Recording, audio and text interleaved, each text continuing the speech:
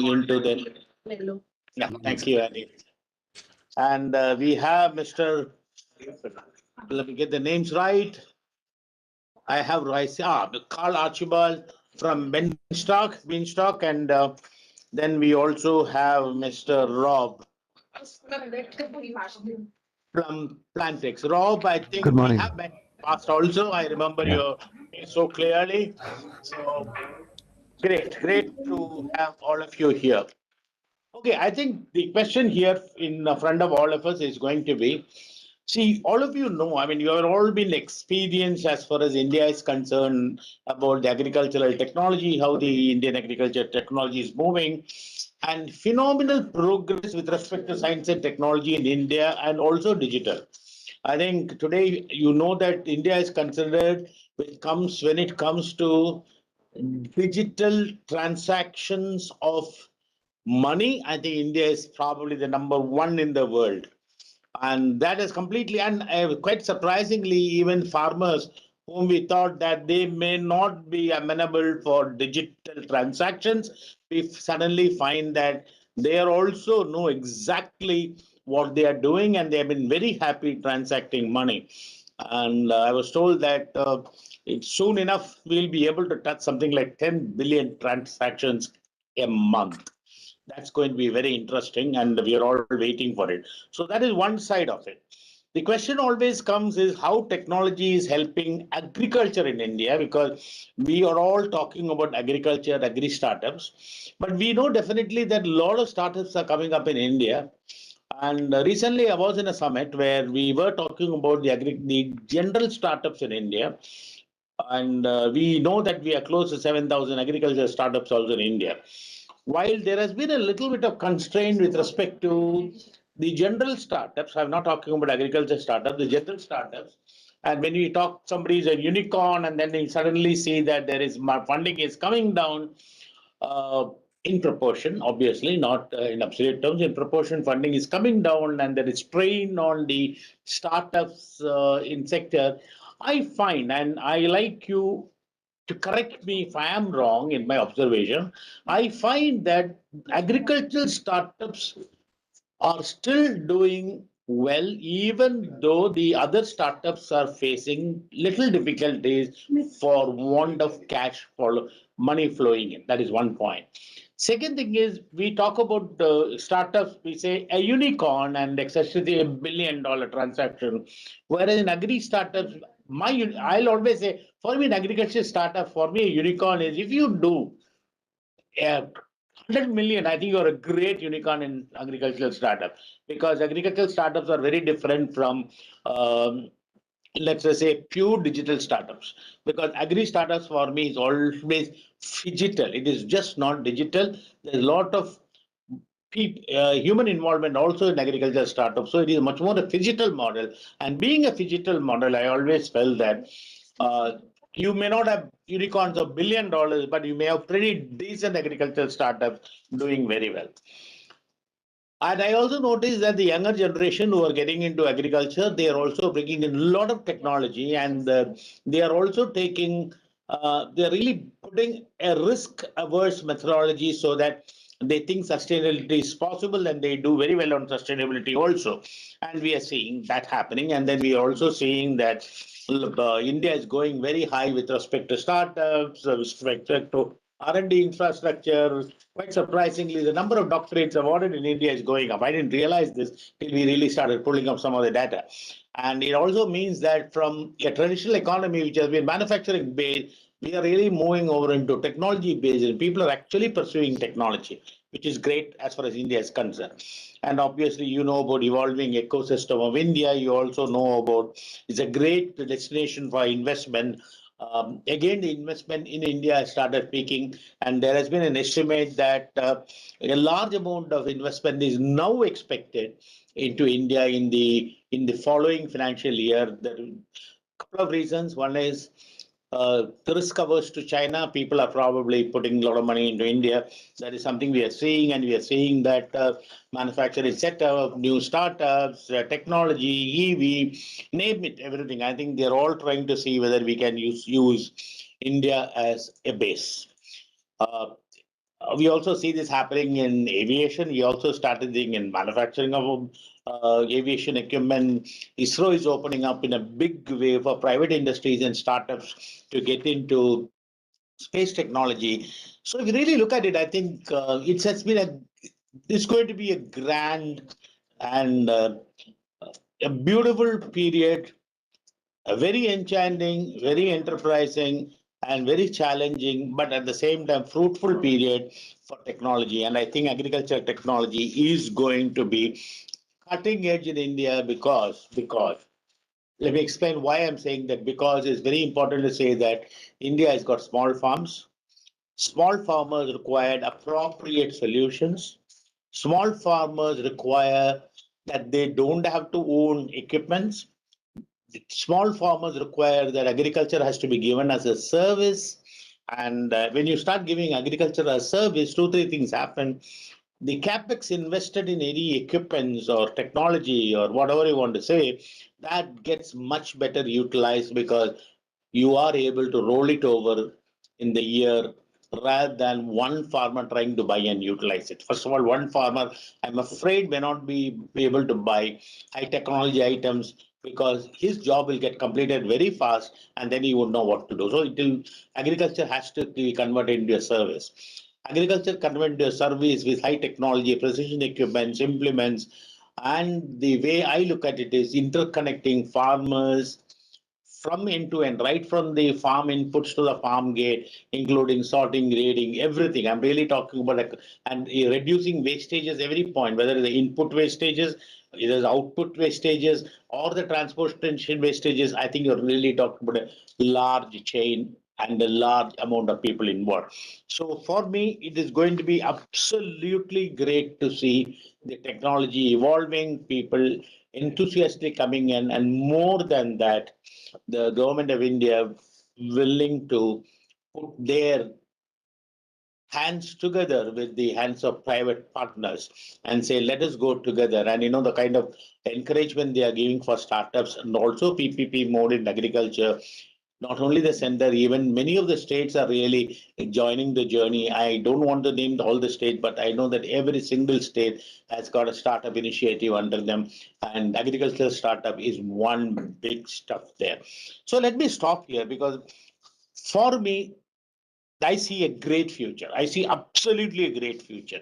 But what I really wanted to hear is from you, the people who have stepped in, the people who have said, for me, India is a destination. For me, Indian agriculture startup, I see some potential in it. So I'm going to really start with Miss Michiko Katagami, who is also the natural resources and principal of agriculture specialist ADV. She has been working in the food security, agriculture, and rural development issues in sovereign and non sovereign investment and research team for more than 20 years in Asia. And she comes with such a rich experience. And Asia and Pacific. Prior to joining ADB, she worked in UNGP, Mitsubishi Trust Banking Company, USB Securities, and she holds a master's degree in development economics from the Institute of Social Studies, the Netherlands. My question to Ms. Michiko is going to be, in your opinion, how do you see India progressing towards sustainable development agenda in tech startups? And can you relate it to some global example? That will be my first question. Let me repeat the three questions I have for you. The second question is India's state at present in investment promotion in tech startup ecosystem. A lot of questions have been asked about it. Sometimes they say India is not promoting enough. Do you think it is right? If so, what is the corrective action? You think it is no? If so, why do you say that? Then we have the last question to you. Where do we see India in coming up agri-tech startup maybe in the next 5 years? Over to you, Michigo. And before you guys go there, let me say hello to Sam Freeman. I think he joined late. Hi, Sam. I'll come back to you. Thank you. Thank you very much, Mr. Chairman. Thank you very much for the very good the introduction. It's very nice to see you all. I might not be the best person to start because I'm coming from a little bit of a different angle in this space.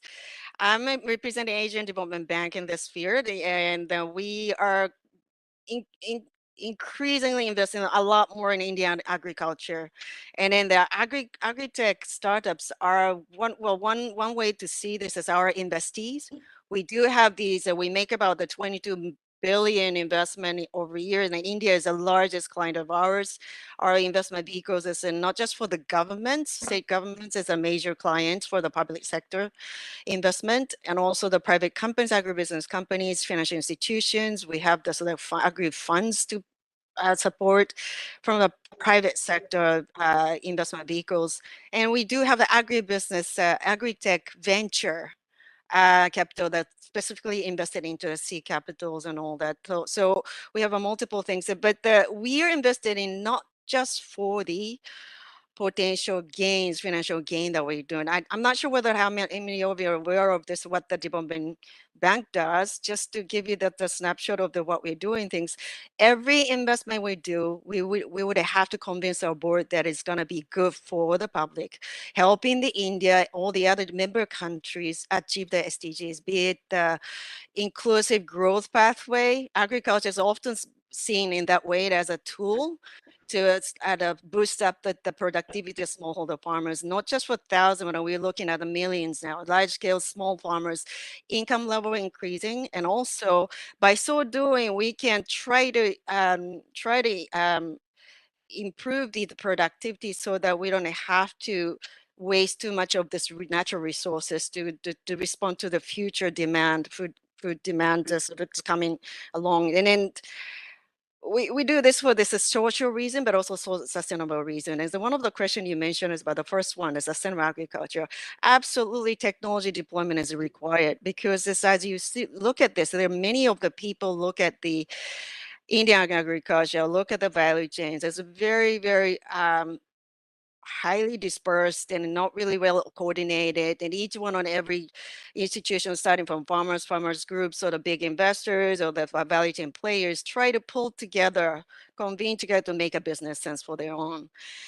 That convening power is lacking. So we're pushing most of the investment vehicles to achieve the reforms of the value chain. We just sort of like, so to speak, creating the more efficient distribution, not just for the productions, from the production basis to the markets, because India do have a massive demand markets for the food as we speak, and it's growing massively, regardless of this, the pandemic impacts, unfortunately. In fact, it was reinforced that sort of value chain integration, that vertical integration, as we see in some parts of this at the markets and agribusiness sphere. So we are sort of an investment as an aim to accelerate that trend and try to integrate a lot more smallholder farmers, not just thousands and millions, and try to just directly to create the production system to respond to the demand without any much of the waste. So that's a major thing that we do with be it the public investment or private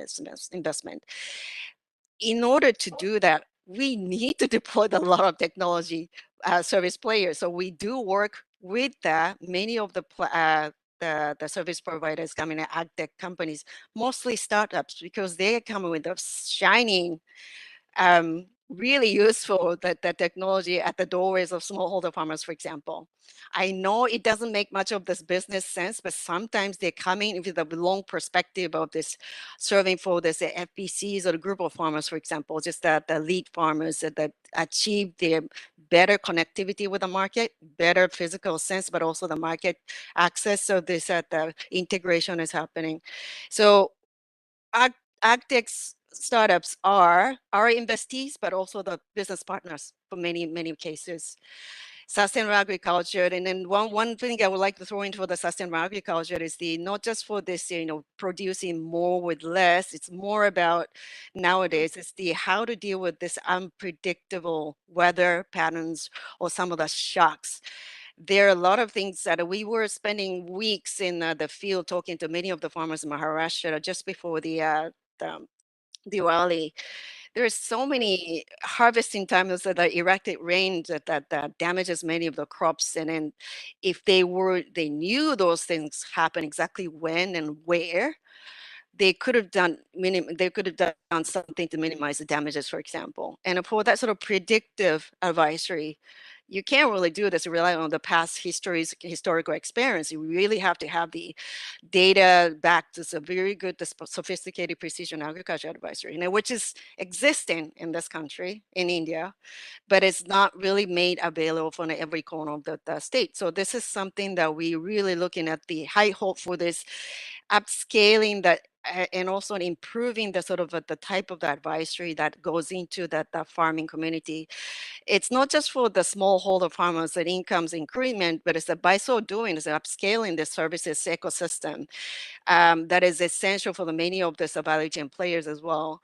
By so doing, we want to increase that, make sure that as the India's food system supply capacity increase sustainable manner with the least, very little resources, and also to become a little bit more resilient, that responding to climate shocks, but also the lot of this pest attacks. And there's so many things happening in India, sort of on the ground level. So there's a lot of problems and also the solution providers, but it's integrating that into a business solution for the different parts of the value chain. This is something that convening power, and is something that we can do a lot more. ADB is just doing a little bit with this, that working with the state government and some of the handful of the private sectors that are investment companies. But we can do a lot more than we started talking to a sort of the wider sort of the partnership with philanthropy, and it's not the usual suspect of these partners, but it's going beyond the traditional ways of forging the sort of a business case building, not just for the development, but also the business quasi sort of the PPP. So it's a little bit different from what we imagine as a PPP models, but it's a little bit more like a solution, end-to-end solution providing with a private and also quasi-private and the public sector sort of collaboration is happening. So we are trying to upscale that with this our investment. So this is the core part of the sustainable agriculture efforts that we're doing. And then the second question was the Indian. Sorry, I missed the second question. Sorry, would you want me to respond all to this 2 and 3 at the same time? Sure, you can do that. Go ahead. What was the You second want, you question? want me Sorry to again. repeat the question? I'll Yeah, repeat the second question. one. Yes. The second point is India's state at present in investment promotion. I mean, Okay. I mean, what do you think? How India is promoting the ecosystem? Okay. Where do we stand? Okay. Absolutely, there's a lot of budget allocated, but utilization, effective utilization is a really problem, as you can see. It's really fragmented. Each part of this, the offices in the government or the central government or state government schemes are not really integrated into the friendly manner for the users, be it the agribusiness companies, be it group of farmers, be it the logistics companies, that they could make use of this. For example, in the state of Maharashtra, we've been in this Maharashtra, so they integrating all sorts of monies and initiative into one, so that we have the concrete solution for the specific horticulture group of farmers and in their supply chain players. We talk to many of these the schemes all the time, and that's evolving all the time. And what is really dynamic about is that the agri-tech startup also, this time I realize I see the same faces, but they're the breadth, the type of the businesses and the scale of the business that they provide, the services providing is completely evolved within just a matter of the 2 or 3 years. Regardless of pandemic situation, it was so phenomenal. I was really, really encouraged to see that. But at the same time, there's a lot of budget that we can tap on to make a part of this a solution to some of the problems in a specific group of the value chain. But it's not that still easy. And then the one sort of interesting sign of this a hope that I have in Maharashtra, for example, that we have seen so far, is that government project offices started learning, because we've been engaging in these for them, it's like a stormy things about, the conferences, the discussion with the startup, these companies or buyers, as the cluster of the, the FPOs, management, and all the meetings. We've been doing this for the 5 years in the past time. Now we see that some of the core group of the people who's been engaged in this, they started think like some of the buyers companies. So they're just taking an initiative, is calling all the startups for the specific service. Can you provide this and that for this project? Well, this is a budget, and so that's sort of without us pushing. or with, I mean, they're better in a way that they know what the business is all about, does so much better than we do. Bring in the financier, try to educate them about the viability of the propositions. And then actually they're successful in bringing, integrating finance, technology, and agribusiness. And actually they're making the business happen for the smallholder farmers. It's small, but it's emerging. It's a really encouraging trend that we see happening. So state government, there's a lot of budget. Use of it still is a big question mark, but it's a very good sign as that we see that happening. Sorry, I've been taking too much of the time, but do you want me to answer the third question too? I think basically you did answer it because I think may not be in a direct manner, but the indirect manner you already answered it. And so I'm going to move on to the next Okay, person good. now because I think I'm really two, 3 points I think is going to be extremely important what you said. And I think probably it has got relevance to what others are going to talk about is you said you see large investment, you see government needs to be active, and you also been seeing PPP collaboration. But I think what you think we can do better is while a lot of efforts we're putting in, effective utilization is very important. And probably government is now learning and to understand how to handle startups. Yes, I think I tend to agree with you. And integrating finance and technology is important. And if integrating finance is also going to be a little bit difficult, I know people have started doing it. I'm going to come back to that probably. So some of our other uh, speakers, eminent speakers, will have an answer to this. So now I'm going to go to Sam Freeman, Trade and Investment Commissioner of the Australian Trade and Investment Commission, Austrade. We also had an opportunity of taking some of our people on a technology visit to Australia very recently. Sam has joined Austrade as the Trade and Investment Commissioner, Bengaluru, having spent 10 years engaged in India through various private sector ventures. And Sam is an extensive work experience in international trade and investment. And he's lived and worked in India full time since 2014. During this time, Sam held various senior executive level roles in international organizations, managing the setup and operation of these entities, and they also entered the market for the first time. I think to the credit of Sam, he helped script many market entry strategies, localized operating procedures, hired a lot of staff, and oversaw investment of millions of dollars FDI into India. So Sam worked to projects across Indonesia, Vietnam, Sri Lanka, Malaysia, Saudi Arabia, and UAE. So you have heard Michiko coming up with the challenges, and she said, "Yes, you are doing good, but there are hiccups. There are areas where we need to learn. There are where we need to understand, and government also need to understand." So coming to you now, what are the key challenges in the startup ecosystem you see, you heard Michiko, and you think that we are having, and is it actually having a problem towards export enhancement? See, one of the focus of India, as you know, in agriculture has been export. So do you think this kind of issues is also hurting the export enhancement? That's first question. Second question, I'll first ask you two questions and I may take the third as time permits. How do you think these Indian startups can contribute to enhancing export opportunities for the farmer? So let me say how government is making way for making exports easier through and startup friendly. And how do you think Indian startups can do very well on exports? Over to you, Sam.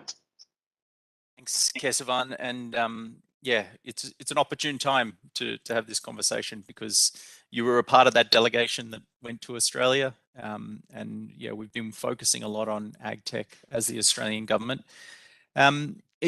Just some really enlightening comments at the start there. I think I'll just start by saying that there are some challenges, and this has been a sector that, aside from our friends at say Beanstalk, who are sort of a leader from the Australian side, it hasn't been a sector Australia has focused on enough with India.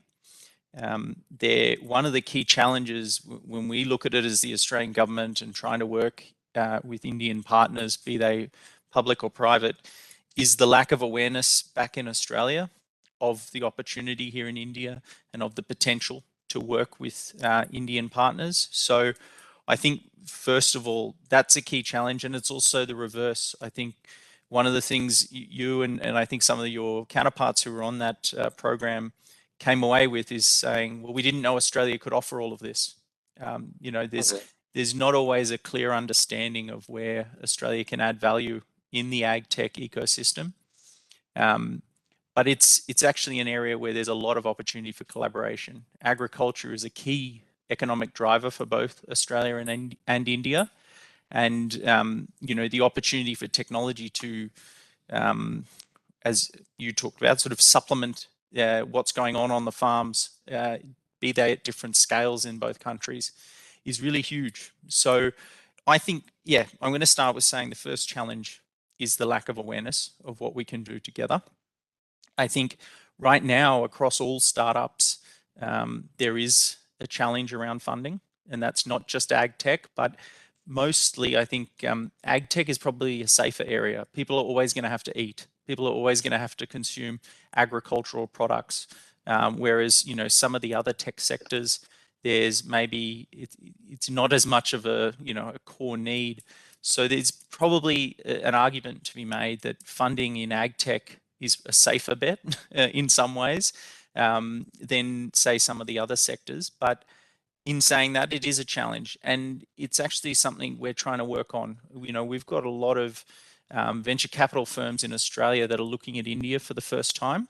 So not just are the startups looking to come over, but the VC firms are looking at, can they be doing something with a like-minded VC firm in India to put investment into either Australian startups coming over or the Indian startups in the domestic market.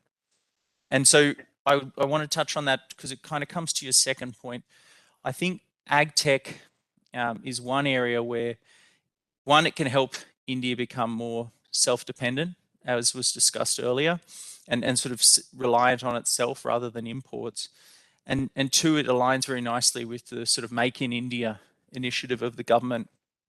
And what I see as the opportunity there from, in terms of the startups, is probably a partnership opportunity. It's unlikely that, a single company from Australia can come over to India, set up themselves and just run. They need local expertise, they need local connections.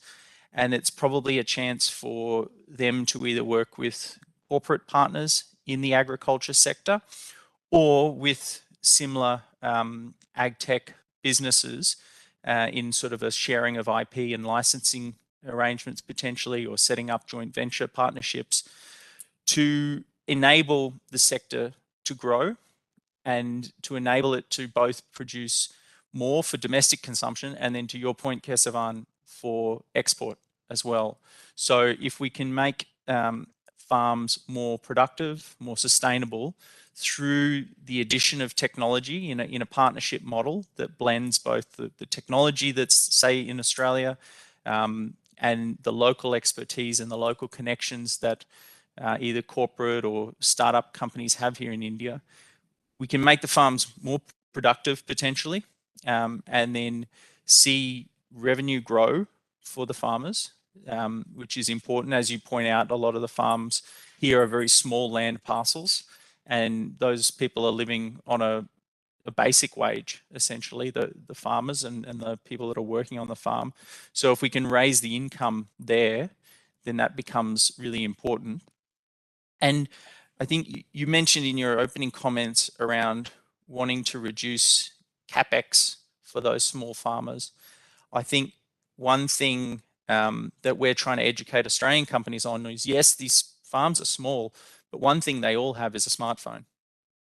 Yes. So there's an opportunity to introduce technology on a smartphone device that layer, that foundation is there on the farms. They might not have the ability to buy drones or bigger tractors or other machinery, but there is an opportunity straight away to do something using a 4G enabled smartphone device. So I think the priority areas for us in the ag tech sector, and I think this will kind of finalize it, is if we're working towards better production, things that we're looking at is solutions around water on farms, water management, potential for energy management, looking at carbon solutions on farms.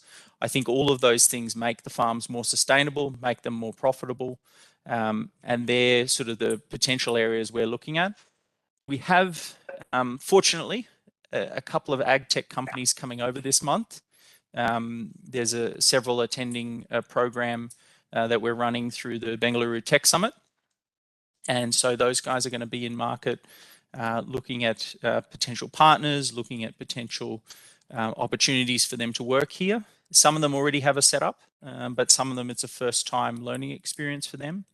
So we're pretty excited by all the opportunities in this space. And I think it's about time that we saw more and more partnerships between our two countries, because it only makes sense from so many perspectives. So yeah, thank you, Kesavan. I hope I've answered your questions.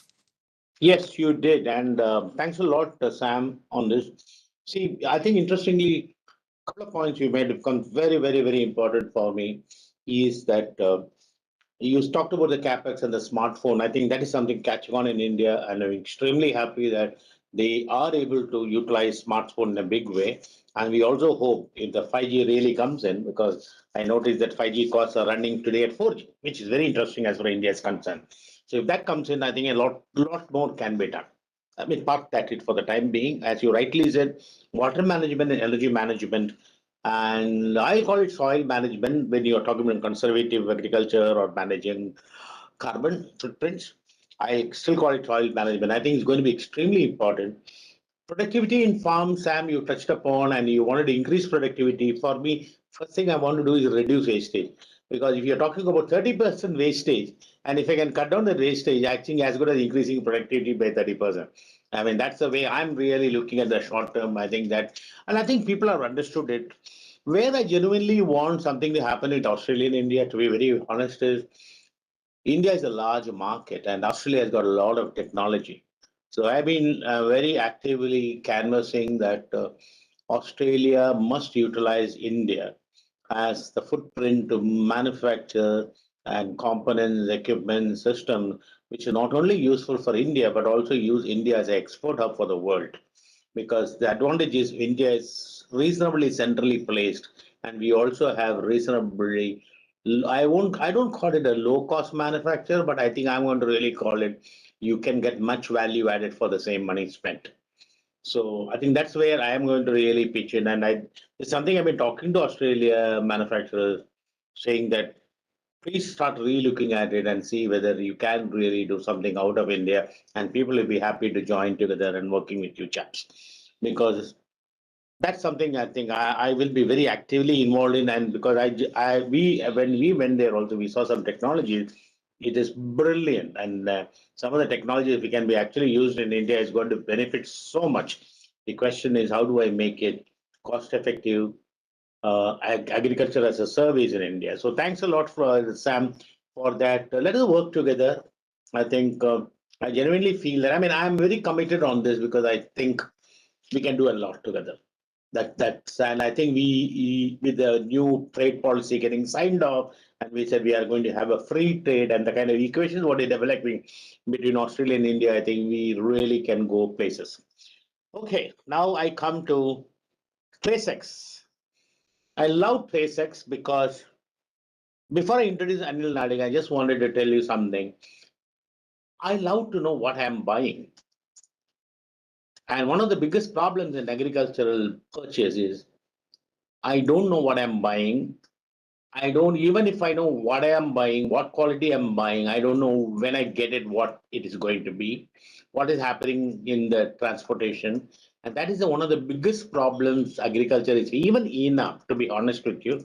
One of the problems all of us notice is it is not that we don't have a technology to digitally look at everything, but traceability is one of the biggest problems which actually ends up in arguments and poor negotiations and not money being coming in and all that.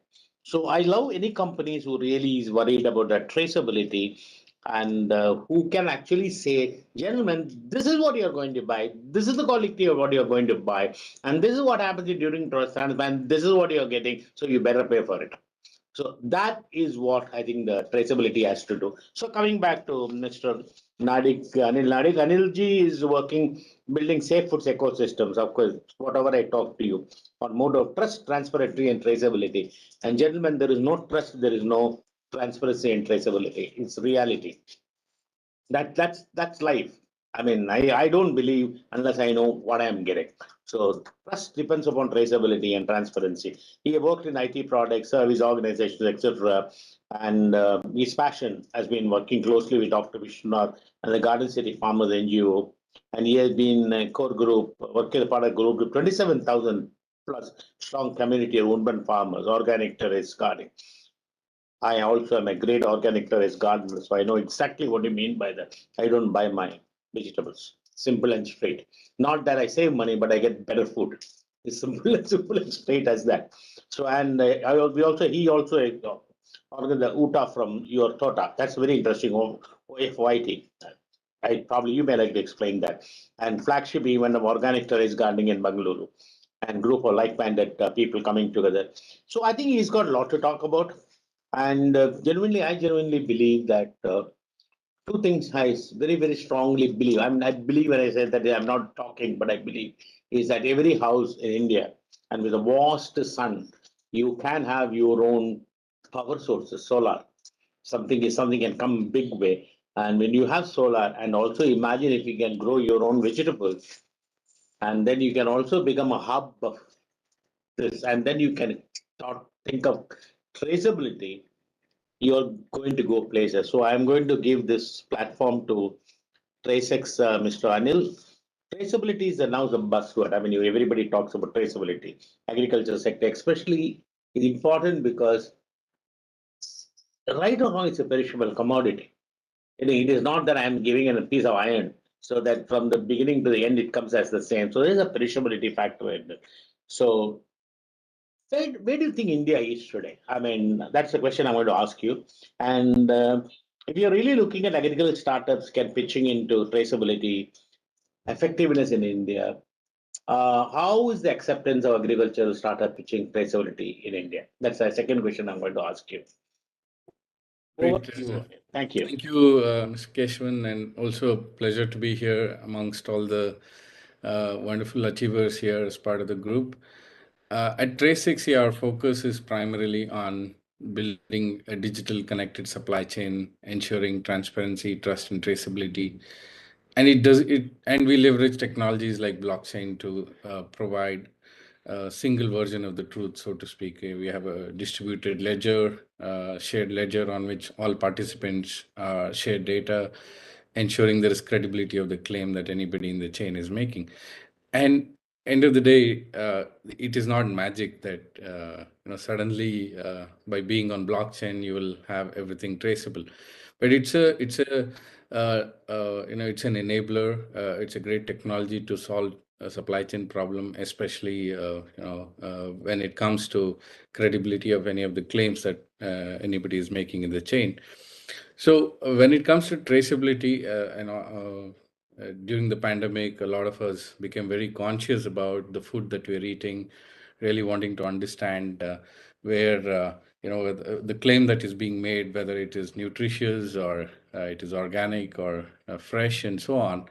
And at the same time, we also saw a lot of disruptions in supply chains because of borders getting closed and supply chain really getting impacted for a lot of reasons, right? And then also increasingly there's a lot of pressure on climate, right? Today it is very real what we see. Where I'm sitting in Bangalore, we've not seen the kind of rains that we've seen. In fact, it crossed the records, all-time record of the highest rainfall this year. So, I'm sure this is the same everywhere else in terms of adversity of weather conditions impacting. So there's a lot of focus on sustainability, net zero. There's a lot of push towards sustainable development goals. So how do we ensure all of this come together and also ensure there is more for everybody together? So that's where traceability comes into play. Traceability is one component of the entire chain. When we start with digitization, ensuring that everything firstly, the data is digitized and available in a form that is visible to everybody. Then the credibility of the data itself, right? If I want to make any credibility of for the claim, I need to ensure the right participants come together. So, for example, if it's an organic chain, bringing in the certifying agency, bringing in the testing laboratory, really opens up opportunities. We work with a large export house in India where by bringing the right participants, accessing markets, global markets become a lot more effective because there is credibility in the claim that the entire network is making. So coming to your point, Mr. Keshavan, on traceability is a buzzword and where is India on it? And the way we look at it is everybody needs the same level of assurance and quality irrespective of where you are. That's a very fundamental right? So we're working on many initiatives with the government as well, where bringing in the right quality and assurance for the product becomes very important. There's no working with a government in India where we are ensuring there is the seed is not spurious. It's something that ensures that the traceability of the seed itself that the farmer gets is credible. Working with brands, for coffee, for example, when they make a claim that it is the best coffee or the sustainable coffee, we have data to prove that. Right? And other claims around sustainability and carbon and so on, building a carbon monitoring layer on top of our connected supply chain to ensure that the entire net zero goals for an organization can be met, using the platform. But yeah, consumers are becoming more conscious. India is one of the largest growing consumer base, so it's becoming very conscious. And then also businesses are becoming more conscious about how they see this as a very key pillar to gain consumer trust, and also businesses looking at to gain advantage in terms of the competition.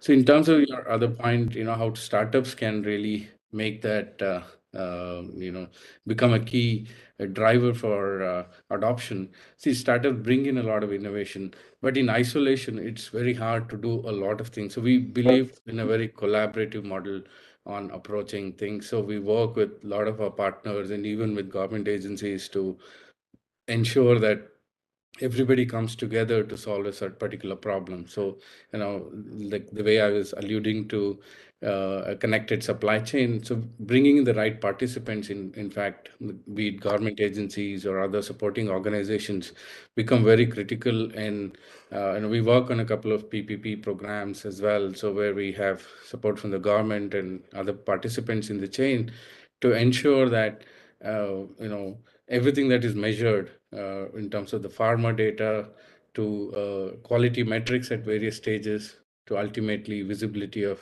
the entire chain becomes very, very important, be it from value chains like fruits and vegetables to milk to meat and poultry and so on.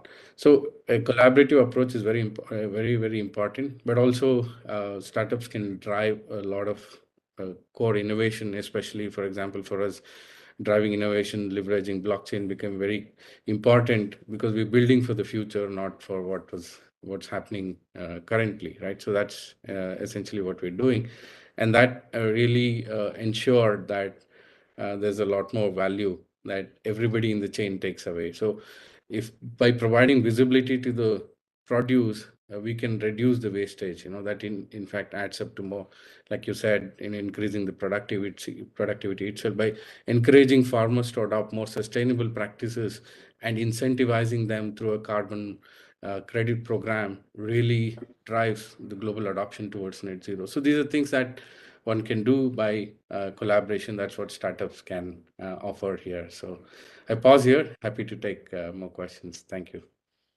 Thank you. I think I'll come back to you a little later. I think my question to you will be that how do you think is farmers are going to adopt the technology? Because I always found that farmers is willing to adopt anything which gives them immediate benefits. I'll come back to you on that, but just parking it so that you have a little time to think through it. But then I'm going to now call Archibald, the director, Beanstalk AgTech, of course. They basically is related to exponential technologize and agile startup business development, allows him reinvent the food system and the scale indeed to feed 9 billion people on the healthy planet. He spends his time working with people and projects in Australia and Asia where he believes can make socially, environmentally, economically positive impact. And he thinks that high growth tech startups with a bit of soul, I mean, very interesting statement, with a bit of soul, will build the future that people want. And I genuinely believe, called that any business, what we do has to be with bit of soul. Otherwise, I don't think it's really going to work anywhere. I think that's something we find that's the biggest question mark when it comes to.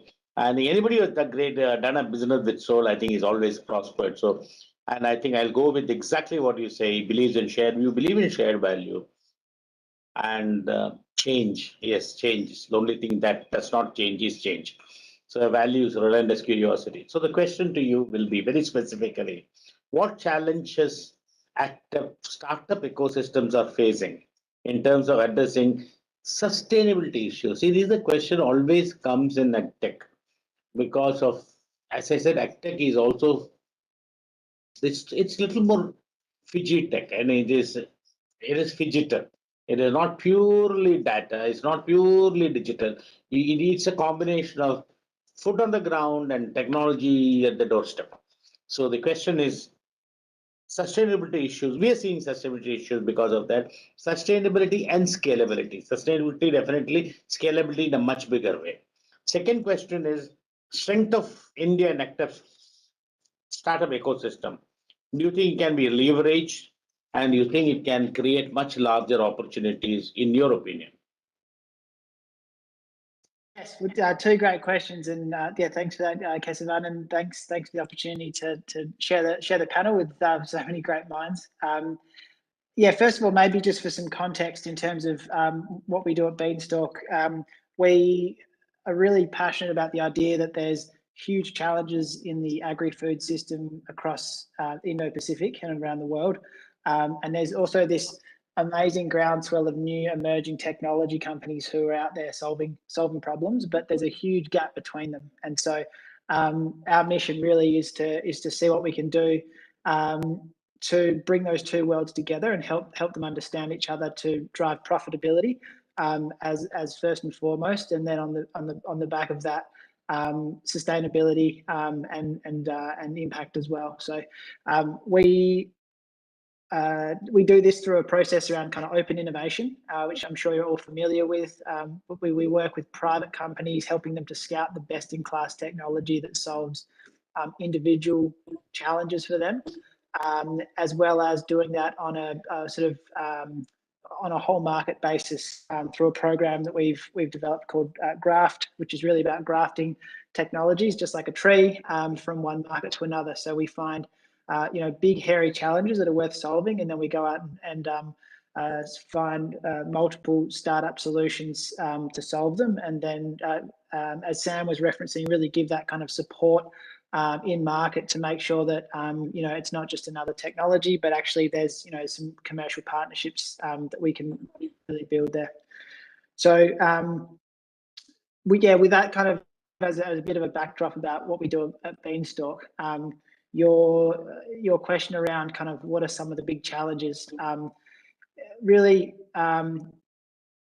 access to market is really a big challenge, but I think we're really excited about the opportunity for India to actually use this as a really big source of strength, and by that I mean India has become a huge supply market for ag tech, and they're solving obviously really relevant to the Indian smallholder farmer community, but also by way of doing that, they're developing solutions that are fit for purpose right across Southeast Asia, based on sort of farm systems as well as the price point and the business models that they're using. So, we're in a lot of the technology that we hear a lot about coming out of Europe and the US and Australia and Canada. These technologies are obviously being designed for broad acre and sort of a much different context, and so we're really excited about seeing India's opportunity not only to solve problems in its own market in India, but also if we can unlock the power of this kind of cross-border sharing and collaboration and find better ways to help ag tech to solve challenges across Southeast Asia, then that's a massive opportunity for India that we see. In amongst that, one of the key things is really about the idea that Indian ag tech startups typically have a one-to-many model, whereby one piece of technology or hardware might service multiple farmers. Where in kind of Australian and sort of US ag systems, typically the farmer will be the purchaser of the technology, but India solutions are typically looking about how do we leverage one solution across multiple. And also, as you mentioned, Kesavan, these models around sort of ag tech as a service. So build it once and sell it many times. And so actually, that's a really strong sort of set of working assumptions that Indian ag tech startups have to start with in mind, because if you're starting with that as your operating model and a cost base that's relevant for Indian startups, Indian smallholder farmers, it's much easier to scale that out to sort of the rest of the world markets than them going in reverse, where we see, we do a lot of work in Australia as well, and a lot of the support we're giving to startups coming from Australia into India have a much harder problem in terms of I have a solution that I sell for $2,000 a year, or $2,000, one-time upfront cost. How do I scale that back to the point where it's actually, sort of affordable in a sort of a smallholding farmer context? So, huge opportunity for India there, and they've done the hard work to a lot of these companies have done the hard work to make their ag tech solutions fit for purpose and sort of at the right price point up front, and then that's a big challenge, but also a big opportunity we see for India. In terms of your first question around sustainability, I can sort of say firsthand from a lot of the companies that we work with, a lot of the challenges that we take on as sort of challenge briefs, where we are asked to come and help to find solutions for is generally in the sustainability space. There's probably two reasons for that. One is because the world demands and consumer demands, and Anil, I know you know this better than anyone. Consumers are demanding to know where their food comes from, how it's produced, and as part of that, we need to be able to tell the story about the fact it was produced in an ethical way, a sustainable way, and that sort of thing. So there's pressure coming through for consumers, and so corporate agribusiness and cooperatives are really trying to think through how do we tell that right story to remain relevant.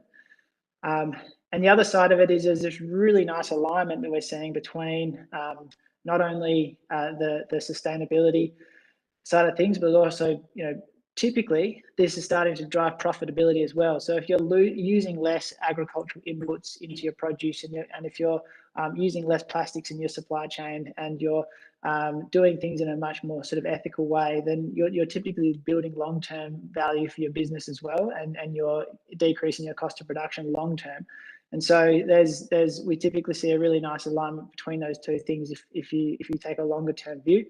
And so we see them as being really complementary. And so sustainability and challenges around how do we adopt new tech to support our sustainability goals and the practice change that goes around that is typically a big focus of some of the work we do. Thank you. Thanks a lot, Carl. I think you have answered my two questions. Still, I think there's going to be one worry, which, as I said, this is what problem we have been finding in India, that agricultural startups and farmer connected. Direct benefit immediately to farmers, they do extremely well. But otherwise, and if they depend upon support from the suppliers to the farmers, they're not doing all that great. That's what we have found. Anyway, we'll come back to that. Before I think we're really running against time. So I'm going to call Mr. Rob Stray. of Plantix. And I think I'm going to ask you a very simple question. I mean, you chose India as one of the first steps to come in. Why did you choose India? That's the first question. And how do you think India has got a great potential with respect to startups and your kind of startup like Plantix? I think I'm going to stop there because we are running. I'm trying to keep your answer as short as possible because we are really coming to the 1 hour timeline and somebody is looking at me saying that, hey, you have been exceeding time. Thank you. Thank you very much, Chairman, for asking these questions. I think to come to your first question, why India? I mean, when we came up with the idea of Plantix in 2015, we basically looked at numbers and we looked at things like smartphone penetration. We understood the trajectory in India. I think like when we started everything, it was like 10% of the farmers in Maharashtra that had a smartphone, right? So like we went to these investors and told them, hey, we have an app for small scale farmers. And then they said like, yes, but they do not have smartphones. And then we said, yes, we know that they don't have smartphones, but you're a venture capitalist, right? So this is the bet on the future that you're making in this very moment, right? Because if everyone would have smartphones, then it's too late to enter this market, you see? And no one asks us these questions anymore, right? I mean, like it was in the 2016, I mean, we've proven this, people, right? The smartphone penetration in Maharashtra is now way up 60%, and among farmers probably even higher. So like if you calculate the numbers of households that has access to smartphones, India did skyrocketing. And I think that we all also know the driving factors, right? I mean, cheap mobile data, cheap devices, the competition between Jio and Airtel, all of this drove the massive penetration. And then looking at this huge market, I mean, India in itself has more small-scale farmers, or more farmers than all of the neighboring countries together, if we exclude China here now, right? So like we thought that's a wonderful opportunity for us to basically explore. And I mean, I think like the challenges that we had in the beginning was that people said like, yes, but there's so many languages, right? And we started translating everything from Telugu, and then we told this to our investors in Europe, and I said like, Telugu, what is this? And I said, like, it's a language spoken in Andhra Pradesh and Telangana. A local language. And I said, yes, if you call it local language, it's spoken by more than 80 million people. So like, if this is like a local language, what is Swedish then in this case, or Norway, right? I mean, it would just be like a small dialect and being here. And so like we spent basically the last 4 or 5 years deepen our footprint, translating into more languages, getting more farmers. And I mean, it's been successful. I think in this year, we will reach more than 5 million farmers in India that will use Plantix. And then also coming back to your assumption, saying, hey, farmer need to have like they want to use something that gives them like a direct result. I would like absolutely agree on it. This also provides challenges for us because farmers snap an image of an infected plant. We try to educate them what was the reason for this one. They basically are not that interested about, getting the education for the reason, but they would like to know what kind of crop protection product they can apply in this very moment, right? Which then stops the sustainability thought in it. I mean, we are trying the best we can to basically also help farmers to prevent these diseases from occurring in the future, though this is surely challenging. If I look at the potential of the Indian market, it is huge, right? I mean, we just like entered the B2B space, and lately it was amazing. I mean, I think like we did like a couple of million euros B2B revenue selling crop protection products and pesticide. The things are shiny. I think the biggest limitations for further investment in India and also for more startups coming to India would be basically corruption through all the levels of from the local level to the very highest one. And the other point is the Hindu nationalism that is promoted by the central government. If these two things can be overcome, I think that India will have a fantastic future. If I talk to the corporates back in Germany, everyone would ask these questions at the very first time. Should I invest in India? They would ask me. And I said, yes, I would recommend to invest in India. But what is with corruption? What is with Hindu nationalism? Do we have like a chance in here? So I think like if we're looking at India's future, it will be enormously bright. And these are supposed to be the biggest topics to challenge. Thanks a lot. Thanks a lot for that input. Yes, interesting questions. I think I'm sure many of these questions also very interesting answers. I always, whenever these questions are asked to me, I'll only tell them only one very simple answer to them. If India is going to become the third largest GDP, maybe in the next 1 or 2 years, people know how to do business in India. I think that's I think it's becoming clearer and clearer, and things are changing. So we hope that everything will. People find it easier to get the investments in, and with farmers, believe me, it's much more easier to do business compared to many other areas. And I see quite a bit of openness happening with respect to the farming community. So let us hope that we find the startups growing, the startups doing extremely well. And my request to all of you is look at governments only as an enabler. I think they can, at the best, clear up, but do not expect them to do your job, because I think that is what advice I always give to the startup. As far as they are enablers and they don't disable you to do something, then you are fine. And India, I think we have a 7,000 agri startups already, which is immense, I mean, by any numbers or any standards. So I normally would have loved to go for a second round of discussions, but I can see Neha's head popping up. They're warning me that there is one more session going to happen. So let me thank every one of you. Thank every one of you, and uh, whether it's Michiko, whether it is Sam, Anil, Carl, or Rob. I think your contribution in these kind of meetings is very, very important. I know the time. See, this is the one problem I noticed in agriculture. The time is never sufficient for this kind of discussions. And at least we have 1 or 2 rounds of questions around, and then a lot of things get much more clarified, because somebody faces a problem, somebody already has faced it and it's a solution. So that is the exchange we love to have. But unfortunately, considering we are running out of time, let me once again thank every one of you. And maybe I'll request Neha and team to have a meeting where there's a little more time for all of us, because I get a feeling 20 minutes per contestant is becoming a reality. We've got 10 minutes to talk and at least 10 minutes for the second round of discussions and answer.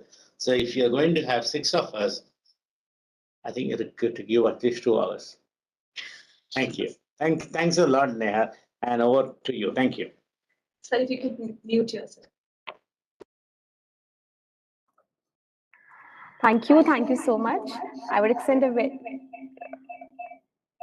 very hearty vote of thanks to all our distinguished speakers for gracing their presence today and part of this virtual summit. Special thanks to our chair, Keswan sir, for his guidance and support. Thank you so much. Thank you, FICCI team. Thank you, Mr. Keshavan. Have a wonderful day. Kesavan. Thank you. Thank you, everyone. Goodbye. Everyone, bye.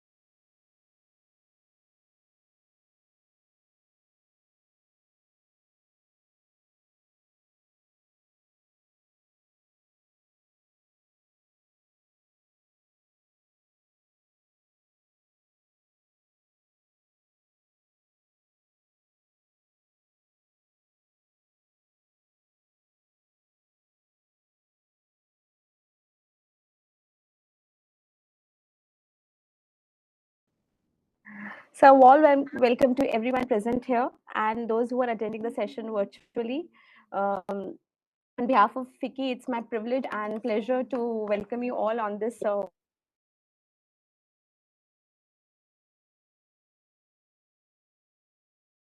We lose it. I think Neha, we lost you. Yeah.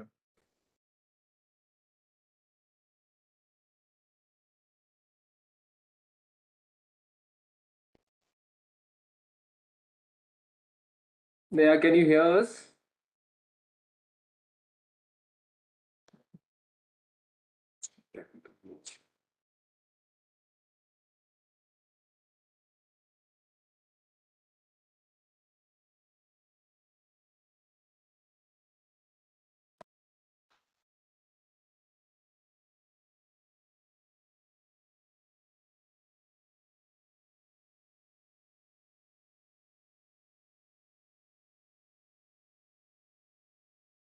Sir, am I audible now? Yes, Yeah, Neha. you are. Yes. We lost Okay. you for last 30 seconds. Yes, sir. I was just welcoming everyone. Thank you for joining us for this session too. Himen sir will take over. The session will have discussion by experts on issues related to agri exports and export compliances. For this session, we have Mr. Himendra Mathur, Chairman FICCI Task Force on Agri Startup, FICCI as Session Chair and Moderator. Other than this, we have Mr. Dr. Pablo Irat, Inotera, Mr. Sanjay Vapuluri, Yes Bank, Mr. Rohit Majhi, Malixi, Mr. Ajit Jangle from Origin Connect. Sir will introduce in a better way. Just a few housekeeping points. Duration of entire session will be of 1 hour. You're requested to stay for entire time, and your talk time will be around 10 minutes. Rest time we can use for the discussion. So now I would like to invite Himen sir to start the session and take it forward. Over to you, sir. Thanks, Neha, and a very good afternoon to all the panelists and all the participants. It's such a pleasure to host all of you on this Agri Startup Summit discussions. We are having the Agri Startup Awards tomorrow. It's a very coveted event now, the Agri Startup ecosystem. So it's clearly a flagship event for all of us at FICCI. So many thanks to all of you for joining the panel, and it's on a very, very important topic on how startups can boost agriculture and food exports. And as Neha mentioned, we have a wonderful panel today with us. We have Dr. Sudhanshu, who's the secretary at APIDA, who's joining us. Is indeed an authority on agriculture and food exports with lots of experience. We have Dr. Pablo Irat. He is co-founder and co-head platform and board member at Inotera. Inotera, as a lot of you will be aware, one of the, to my knowledge, one of the oldest and one of the largest agri-tech platform in the country, working with millions of farmers and servicing lots of customers in India and across the world. Then we have Sanjay Vapuluri. He is the head of FASAR at Yes Bank, a good friend and extremely knowledgeable about the food and agri industry, consulted lots of corporates, handled a lot of startups, working on a very interesting program called Agri Infinity, which we launched together a few months back, helping startups to develop their financial services practice. So lots of work which Yes Bank has done, and Sanjay has been leading that practice for many years now. And we have two very promising startups whom I really love and respect on this call. We have Ajit, who's the co-founder at Origin Connect, and we have Rohit, who's the co-founder at Malixi. Both of them are trying to develop an international trade facilitation platform, and both of them come with lots of experience in international trade. So I think that makes me very optimistic about their success and contribution to Indian exports in the time to come. So with that, we'll get started. So let me just take a couple of minutes to set the context, and then we can get into the keynote address from Dr. Sudhanshu and then the panel discussion. Indian agri-tech startups, I think all of you are familiar with. It's an ecosystem which has been growing phenomenally. As we speak, there are more than 2,000 agri-tech startups in the country. The number keeps on changing every day, which is a very positive sign for the sector. And the kind of solutions that are emerging are quite fascinating. The solutions around improving farmer access to markets, helping them build post-harvest solution, helping them build brands, making institutional credit available to smallholder farmers, making accurate and timely data and advisory accessible to farmers. So tons of solutions which have emerged. Of course, early days, the average age of an Indian agri-tech startup is just about 3 to 4 years.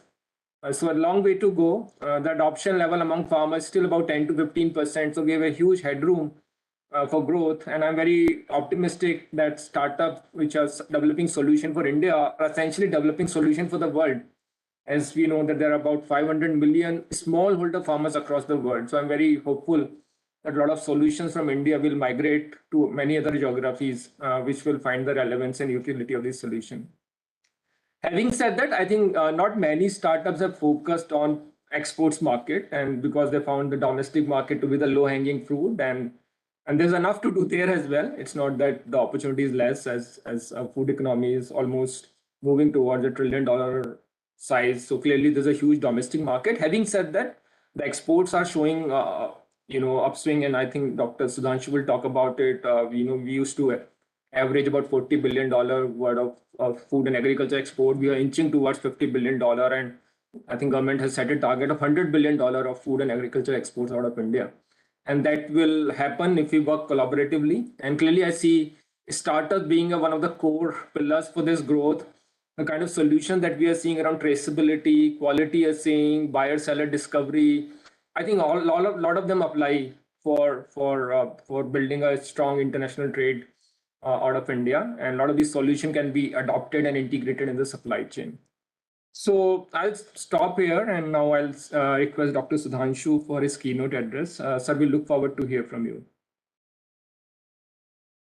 Thank you very much, Hemantji, Chairman FICCI Task Force for Agri Startup, our co-panelists and the participants in this session.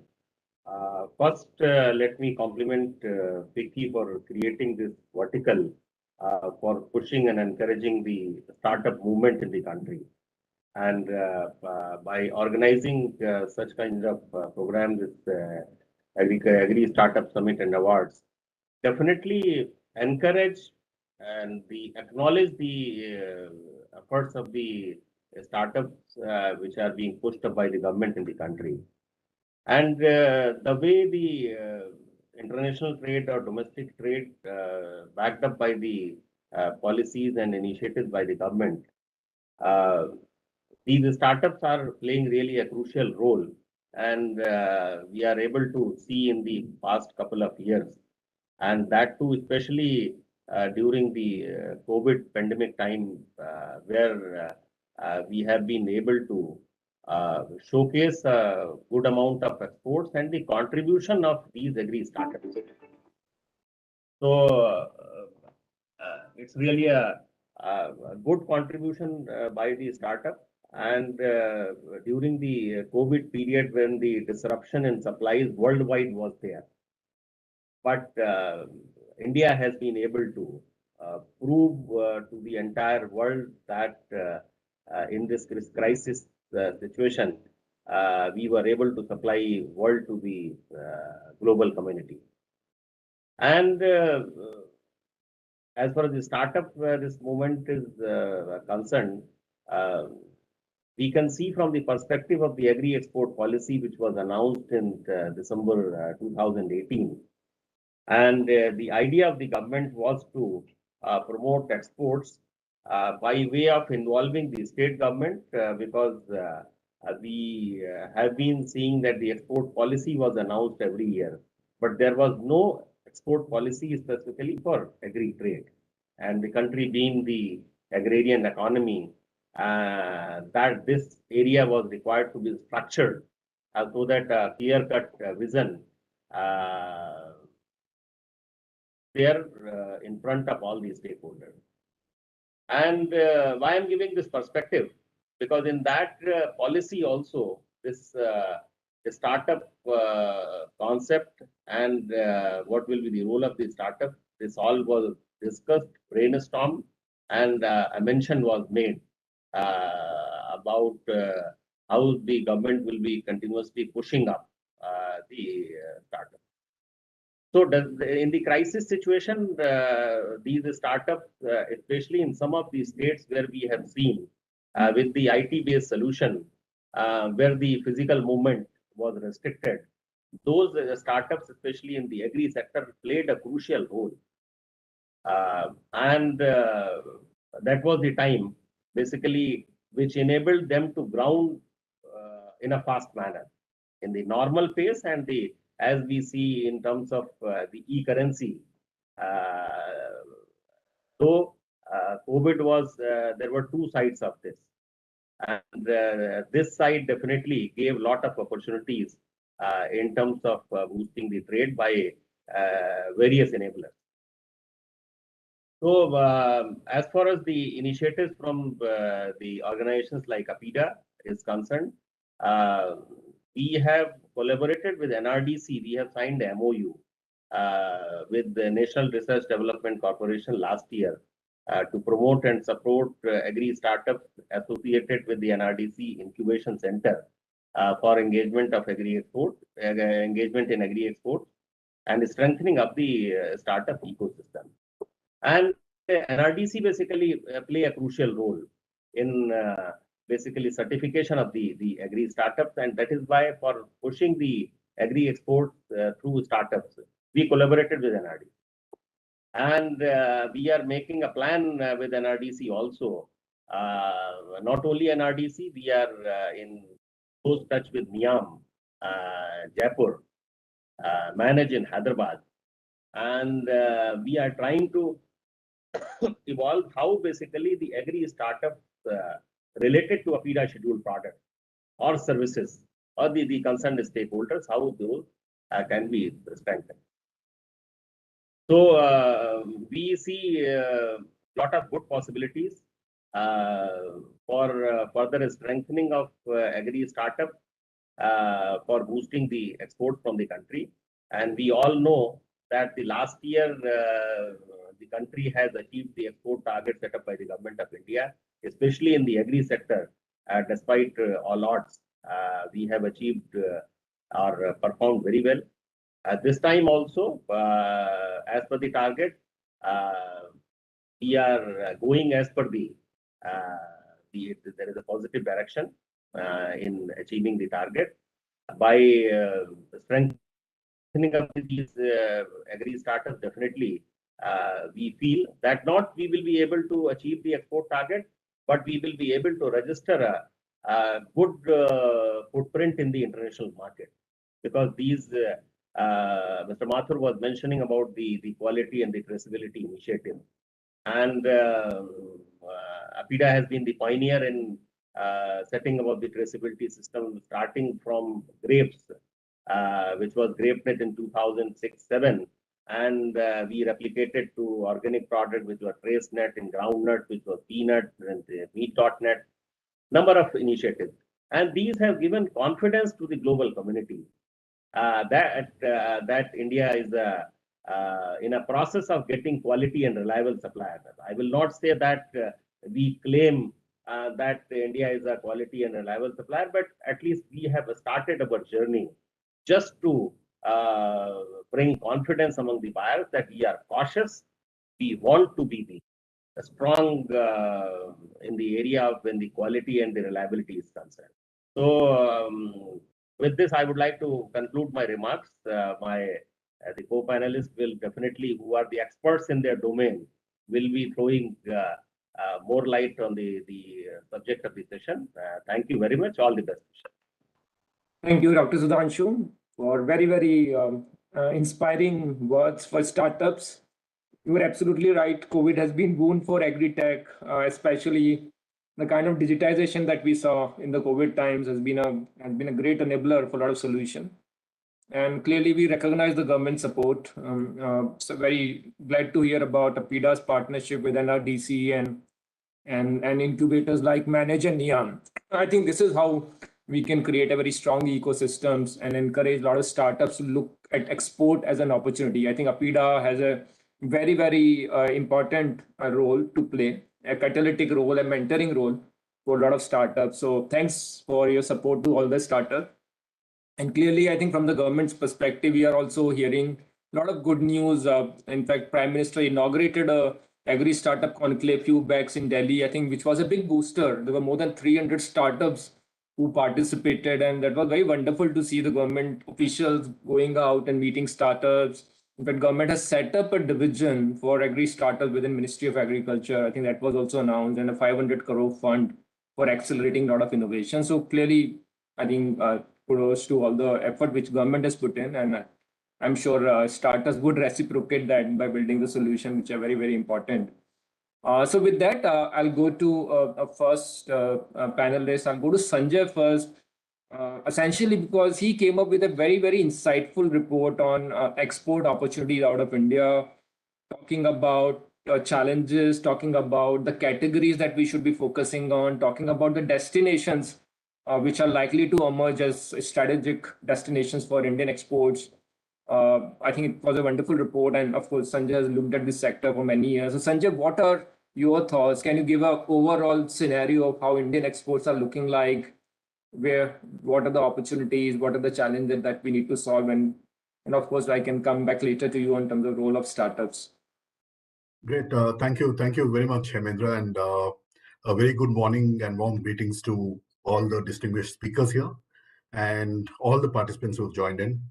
And on behalf of Yes Bank, I congratulate FICCI for successfully running the FICCI Agri Startup Summit and Awards Program for the 5th consecutive year. I think this is a fantastic initiative, and Yes Bank is very happy to have been invited on this panel especially to talk about agri exports.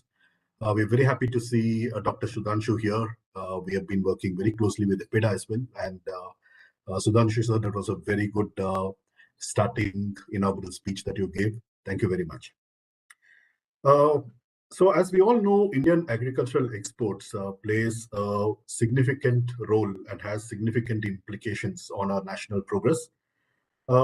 If we look at the overall agri exports contributes to about 15% of the total merchandise exports from India. It actually increased from about 11% to about 14% over the last 1 year. So last year has been a very good year, especially 2021, a very good year for Indian agricultural exports. And we see that with increased globalization and increased integration of the food chains, there is a significant opportunity for Indian agricultural exports to grow. In 2021, the global agricultural trade was valued at about $2 trillion. That is about $1.96 trillion. And India's contribution was about $56 billion, close to 3%. So we have, Hemendra, you were mentioning we were at the range of around 40, 42, 45. Last year, we have seen a significant growth, a 33% growth vis-a-vis what we saw previously. Can you hear me? Yes, Sanjay, you can. Sure. So we were at around 42 billion in 2020. We touched about 56 billion in 21. And in terms of our export basket, if you're looking at the commodities that are important to us from an export perspective, the largest commodity was, of course, cereals. Cereals alone contributed to about $13 billion of this 56 billion. That's about 23-24% of the total exports that happened, agri exports that happened from India. And in 2021, over 20, we saw a 41% increase in export of cereals. So you would have heard of a lot of activity happening around rice and wheat. So a major increase in export of rice, and of course, a significant increase in export of wheat as well. In the cereals itself, rice is of course the largest contributor. Rice contributes to more than 80%, close to about $10 billion of the $13 billion is rice, and then about 1.7 to $2 billion is wheat. So cereals as a category is an important category. Rice is an important category for our agricultural exports. And there's a lot of work to be done in that space, especially from a sustainability perspective, water conservation perspective, pesticide residue management perspective, and startups have a large role to play. The second important category was cotton. Cotton did about $10 billion. So cotton actually grew by around 70% year on year. So typically cotton is around $6-7 billion in terms of exports. We did very, very well last year. The other key commodities in terms of exports is seafoods. Shrimp is our big strength. That is the third largest contributing commodity. About 12% of our exports is from seafoods. Then meat and sugar, they contribute around $4.5 billion each about 8%. And of course, we have fruits and vegetables. The importance of fruits and vegetables is primarily because of its contribution to small and marginal farmers, and more so because of the size. About $170 billion is the market size in terms of global trade, and we do about $3.5 to $4 billion in terms of trade. Another very important one is spices, which also contributes to about $3 billion in terms of export and about 5% of our total agri basket. So broadly, these are the top 4-5 commodities that contribute to our agricultural exports. And what we see are that there are 5 commodities that are critical and that have significant potential for exports. One is, of course, the fruits and vegetables, as I said, primarily because of the size, $170 billion, trade size, and we are just at $3 billion, and we have the ability, potential to address this market. Second is shrimp, primarily because, of course, India is the largest exporter, but there is a lot of activity going on in shrimp, especially in terms of sustainability. We have the ability, we have the production capacity, and the cost of production of Indian shrimp is much lower compared to other competitors. So there's a significant opportunity there. The third is spices. India means spices, and the differentiating factor here is the brand that Indian spices have. So we are, of course, the largest exporters of spices. We do about $3 billion in terms of exports of the $9 billion market. And that is a big opportunity for startups to play, especially in terms of quality, in terms of technology interventions for, planting material and connecting spice MSME and farmers to the markets. Rice is the fourth important area. There is, as I said, it is an important commodity for Indian exports. We are the leading exporters of rice, and we will continue to be the leading exporters. But the challenge is, how are we managing our natural resources while we are exporting rice? How are we managing the pesticide residues while we are exporting rice? Are we doing the right thing? Do we need to convert? Do we need to, educate the farmers more? So there's a lot of role that startups can play there. And of course, the fifth one is the bovine meat. That's a very unexplored area. We have a natural advantage of being a naturally organic producer of bovine meat, and there is opportunity to operate in that commodity.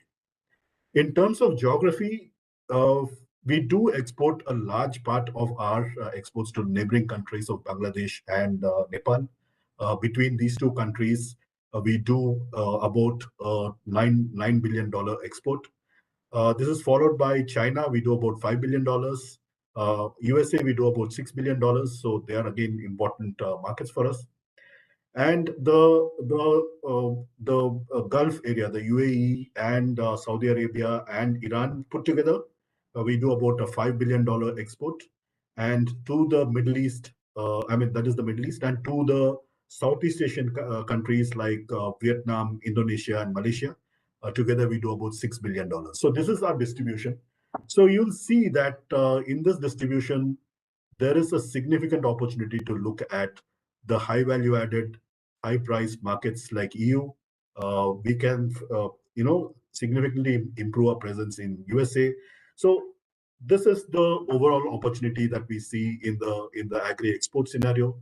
A lot of activity is being done by the government to promote exports, and right from corporates, doing the PLI scheme to all the activities, traceability activities, sustainability activities that APEDA does. the schemes that APIDA comes out with, the Ministry of Food Processing Industries cold chain scheme. So put together, there's a lot of opportunity and a lot of play for startups in this space. To you, Hemendra. Thank you. Thanks, Sanjay, for a very comprehensive view of Indian exports. I think it's, you've given the summary, and it's great in such simple forms. You've shared so much. And clearly, I think the point that is stuck that just with 3%, we are $50 odd billion. So if you go from 3 to 6%, hopefully we can be $100 billion plus. And especially categories like fruits and vegetables. I'm so surprised. The largest producer in the world, almost 330 million tons of horticulture produce, and we hardly contribute in international trade. So I think that's a large opportunity area which we need to think through. So thanks, Sanjay. I'll come back to you with more questions. And with that, I'll go to Pablo. Pablo, what really fascinates me about Innoterra is your ability to work directly with farmers. I think the kind of work that you've done, the kind of depth you have built in multiple supply chain is quite interesting. And I think it's something to follow for other startups for sure. Now, my question to you is, how do you connect Indian farmers, especially almost 130 million farmers, small and marginal? How do you connect them to the global markets? Connecting them with domestic market, we've already seen, and there are a lot of players doing it. But I think where you differentiate yourself is connecting them with the global markets. So what it takes working directly with farmers and preparing them to sell to the global markets. Over to you, Pablo. Thank you, Hemendra. I hope I don't have too much noise in the background because there is some construction work happening below my window, but I will try to be louder than the machine. Hemendra, I think probably the best starting point to answer that question is looking at our history. Because we did some very, very deep learnings over the last more than 10 years in terms of connecting farmers, especially in the beginning, in the area of exotic fruits and bananas to export markets rather successfully. And today we operate and build a very different business model. I will come to that later on, but the roots are all found in the learnings that we made in those initial years. So my business partner Ron Paul and myself, we came to India more than 10 years ago, quite naively, I would say, with the ambition to focus on the largest fruit category, which is bananas, and India is the largest producer of bananas, as you know, in the world. And we had the vision to make those bananas exportable and reach a international quality banana standard produced in India. And of course, that was quite a daunting task in essence, but I think there are great learnings from that for everything, especially in the perishable sector. Because in the end, if you boil it down to the essence, it's especially in the export markets, it's all about the consistency of quality and the economics.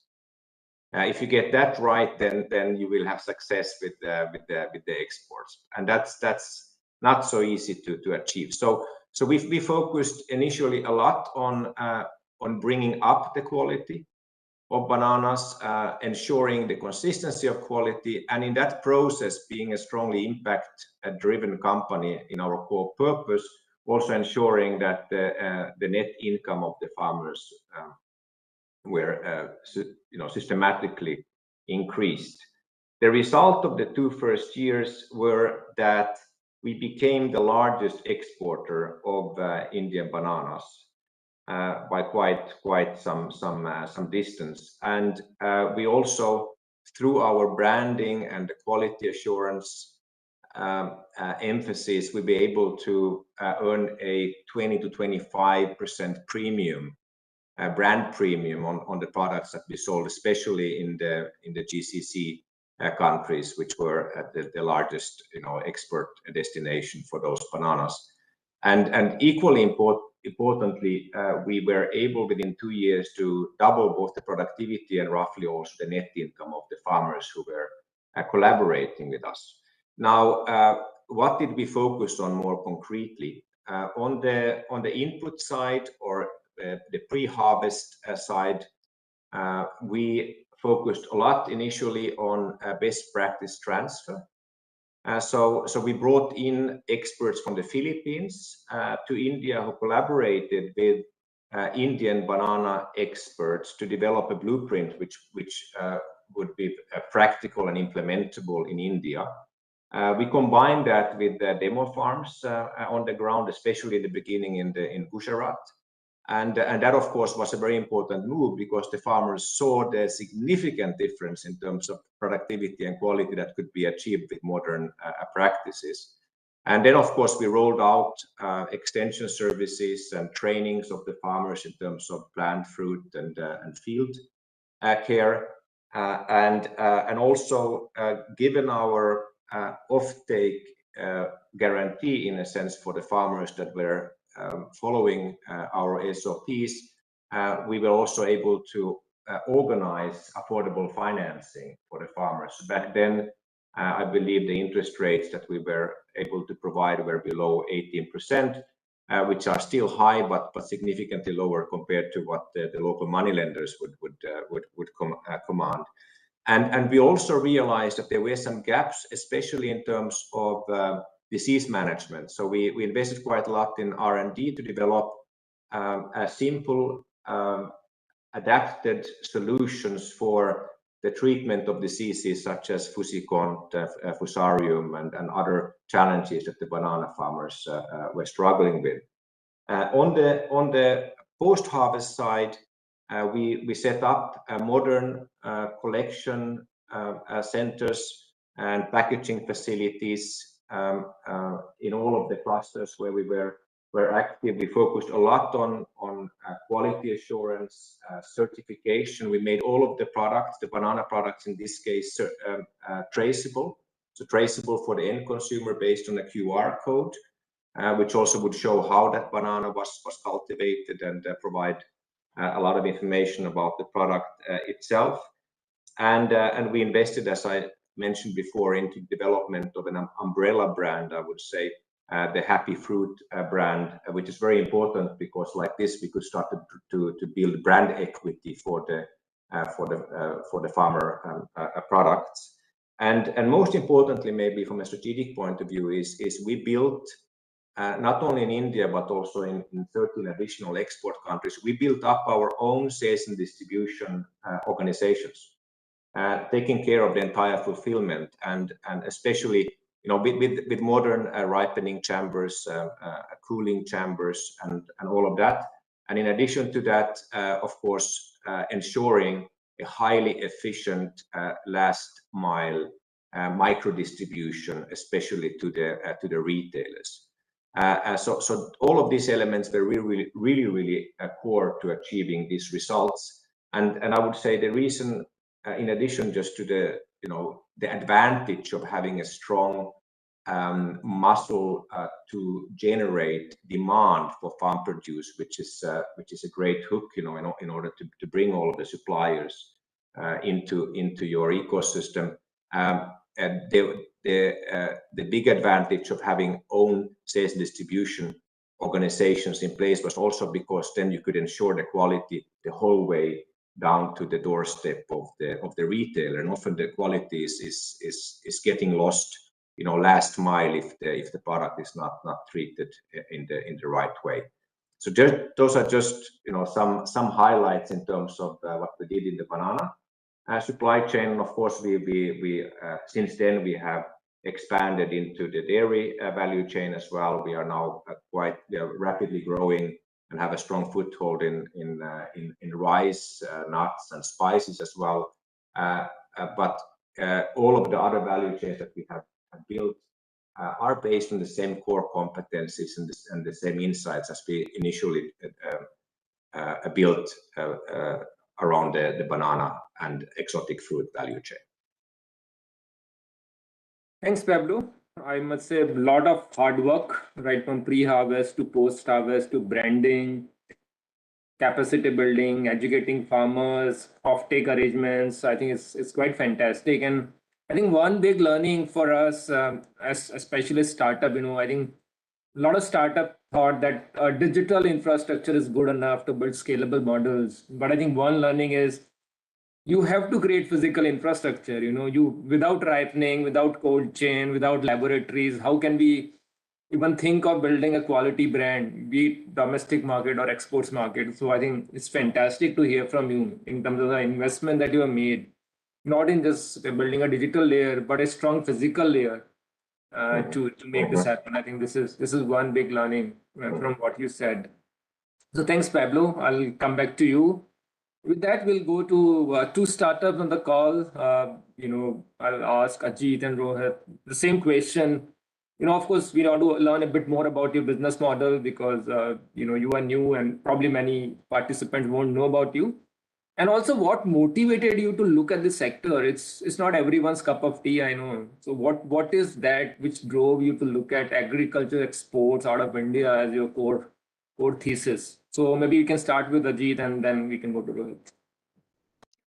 Okay, so I must thank FICCI to be a part of this panel, and I think good thought exchanges which will enrich all of us at the end of the session. See, I'm coming from the initial part of my career as spent into manufacturing automobile. And I relate that with the agri industry today. In the 90s, if you see that we were focusing on the quality and the production productivity. So every year the quality was improving without putting additional cost. At the same time, productivity was increasing every year 10 by 10%. So in 90s it started, and by 2000 we become as India as a global competitiveness in terms of quality and the production cost.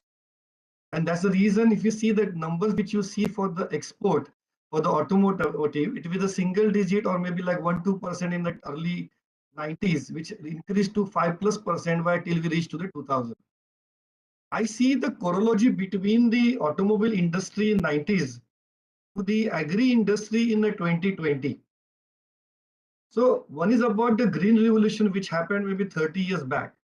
But as you mentioned, Hemendra, that about 2000 plus agri-techs are working today with the farmers, and most of them are into the free harvesting case, maybe let's say 60-70% of that. What it means is that over the period of next maybe 2 years, 3 years, 5 years, 7 years, the quality of agri production will substantially increase by putting at no additional cost.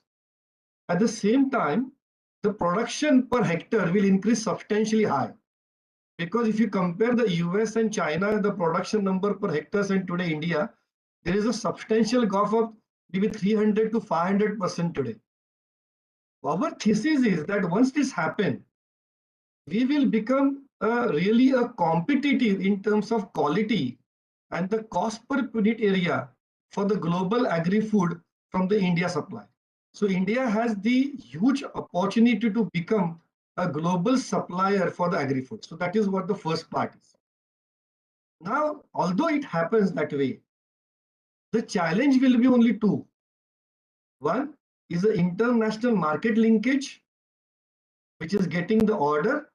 At the same time, international supply chain to fulfill that order.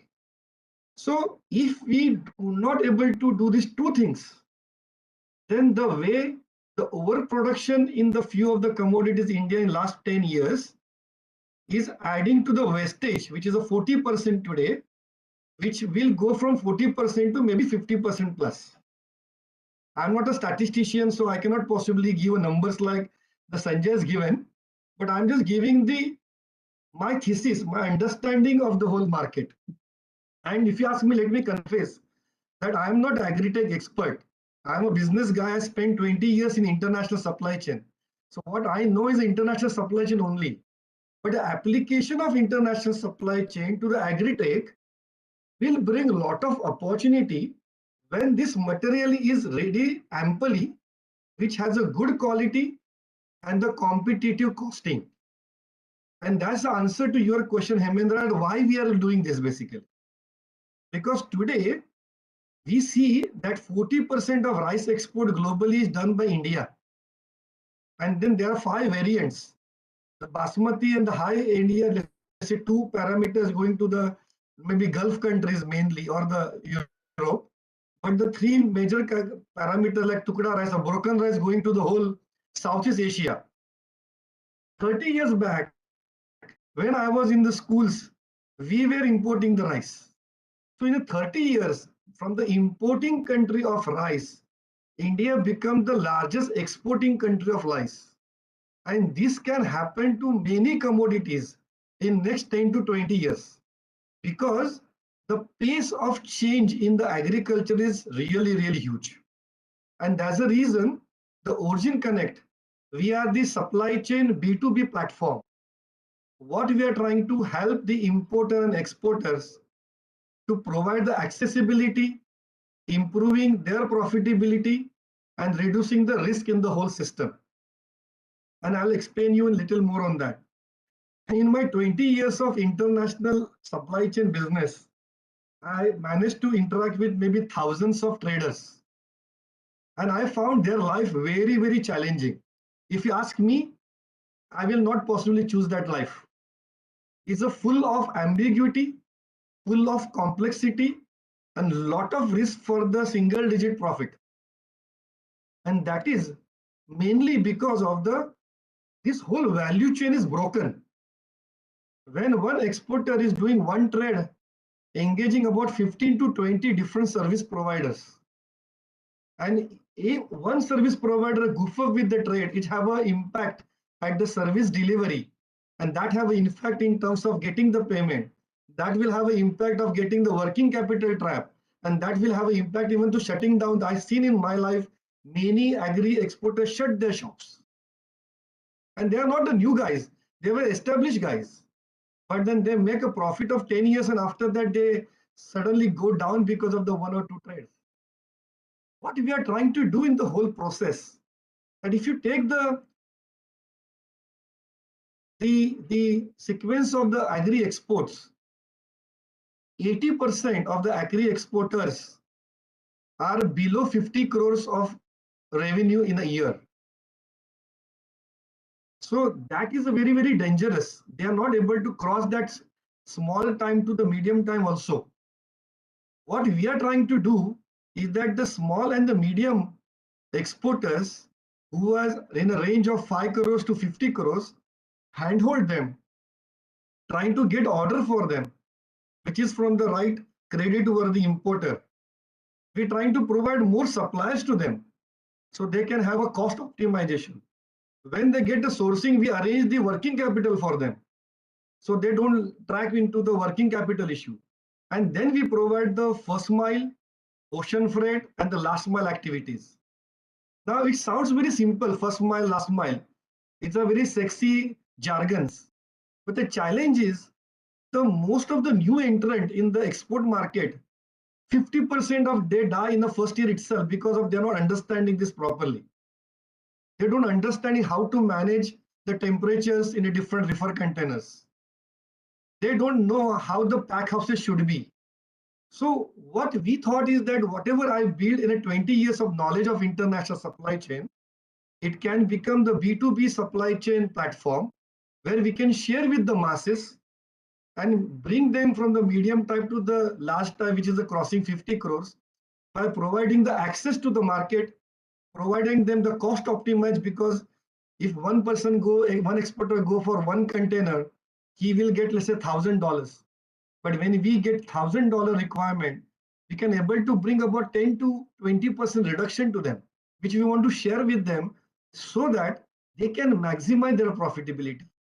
At the same time, we need to use a different technology and the financial tool in a trade financing, which is currently not aware of them, so that we can ensure that money will come through the escrow account very, very effectively. So this is what our platform is doing. But ultimately, the aim is today, lesser than 0.5% of the exporters are farmer today. There are different layers at the first mile and the last mile. With the technology platform, we want to reduce these layers. Our passion is that I dream one thing, which my family always laugh at me, that The technology adopted in the financial world 20 years back and 30 years back, which is now started adoption in the agri area. 30 years back, not that everybody should able to do the stock investment very easily. Today they can do it very, very easily. Even somebody at the 3-tier city in the India, the guy who is 18-year-old, 19-year-old can do the stocking in a stock options. We want to create a platform such a way that the next generation of the farmers can able to do the export themselves, where they have a support of supply chain and a market linkage from the origin connect, and they can focus on their quality, production, and the other areas so that become the competitive in the international market. Thanks, Ajit. That's a very noble thought. Empowering farmers to become exporters. I think that's a very noble thought, and a lot needs to be done. And thanks for giving a very comprehensive view from a startup perspective. Rohit, what's your take? Thanks, Heminder. Can you guys hear me? Yeah. Yes. First of all, again, thanks, Heminder. Thanks to everyone. I think this is a wonderful platform for us to discuss all the issues that we are facing on the export side in food and agriculture. So thanks again to you, and thanks to FICCI for organizing this. I think from our perspective, I mean, the initial part of the question that you asked, why get into this? I think that's an interesting question. I come from a tech background. I spent probably 20 years of my life building technology for supply chain logistics in the US and then in the Middle East. And then Azam, who's my co-founder, comes from an incredibly vast experience on the ground, sort of working in frontier markets in Western Africa, in Central Asia, doing origination of coffee, cashew, cocoa, doing origination of cotton, stitching the entire supply chains together, doing multimodal transportation. And then he was also a banker, so he understood the aspects of financing and what an important role it plays in actually making international trade in food and agriculture move. So it was a combination of our respective complementary life experiences, which came together on a project that I was leading in Deloitte in the Middle East, and we started talking, and it was quite fascinating for us, at least for me, to realize this whole trade of food and agriculture happens in a very traditional way. It happens in the way that it's been happening for probably hundreds of years, and it hasn't really caught up with the 21st century. If you look at it today, the world faces quite a complicated situation. I mean, if you look at the food security reports by the UN, you will see that there's a need for actually doubling the amount of food production that we have by 2050 if you need to sustain and feed all the people that we will have by 2050. That's an enormous challenge. I mean, not just for India, but for the world as well. And India has a very specific role to play. I mean, as you rightly mentioned, and I think I'll take a little bit from everyone's conversation so far. I mean, what was very well mentioned by Sanjay was that, India is doing only about $3 to $4 billion worth of food and fruit and vegetables supply. I mean, the total market size that the world is presenting to us is $170 billion market. And as you kind of rightly pointed out, I mean, this is an enormous opportunity that we haven't tapped into. We are one of the world's largest horticulture producers, doing 320 million tons, and we still haven't been able to tap into this opportunity that presents itself. So clearly something is missing, right? Clearly there is demand in external markets, but we've not been able to meet it. And in our view, I mean, when we looked at this, we realized that on one side you have enormous amount of millions of smaller potential exporters, and on the other side you have people who are willing to buy, but somehow when you go into the export market, you see there are very few people who are actually able to do this. In our analysis, we've come across this number that almost 70% of international trade is dominated by less than 4,000 exporters. So this is what is happening, that people are not able to reach out to the other side and sort of make that connections happen. And there are multiple parts to the problem. I mean, like what Pablo mentioned in terms of quality issues and addressing that, and what Ajit mentioned in terms of actually being able to make that interconnection with a credible buyer on the other side. What we realized was that if you look at the problem deeply enough, there are really only two issues. On one side, you have the performance issue, which is the ability of the producer to actually supply to the right quality and requirements of the buyer. And on the other side, you have the ability to make sure that the buyer pays you. So if the seller performs or the exporter performs, can you guarantee payment from the other side, from the buyer side?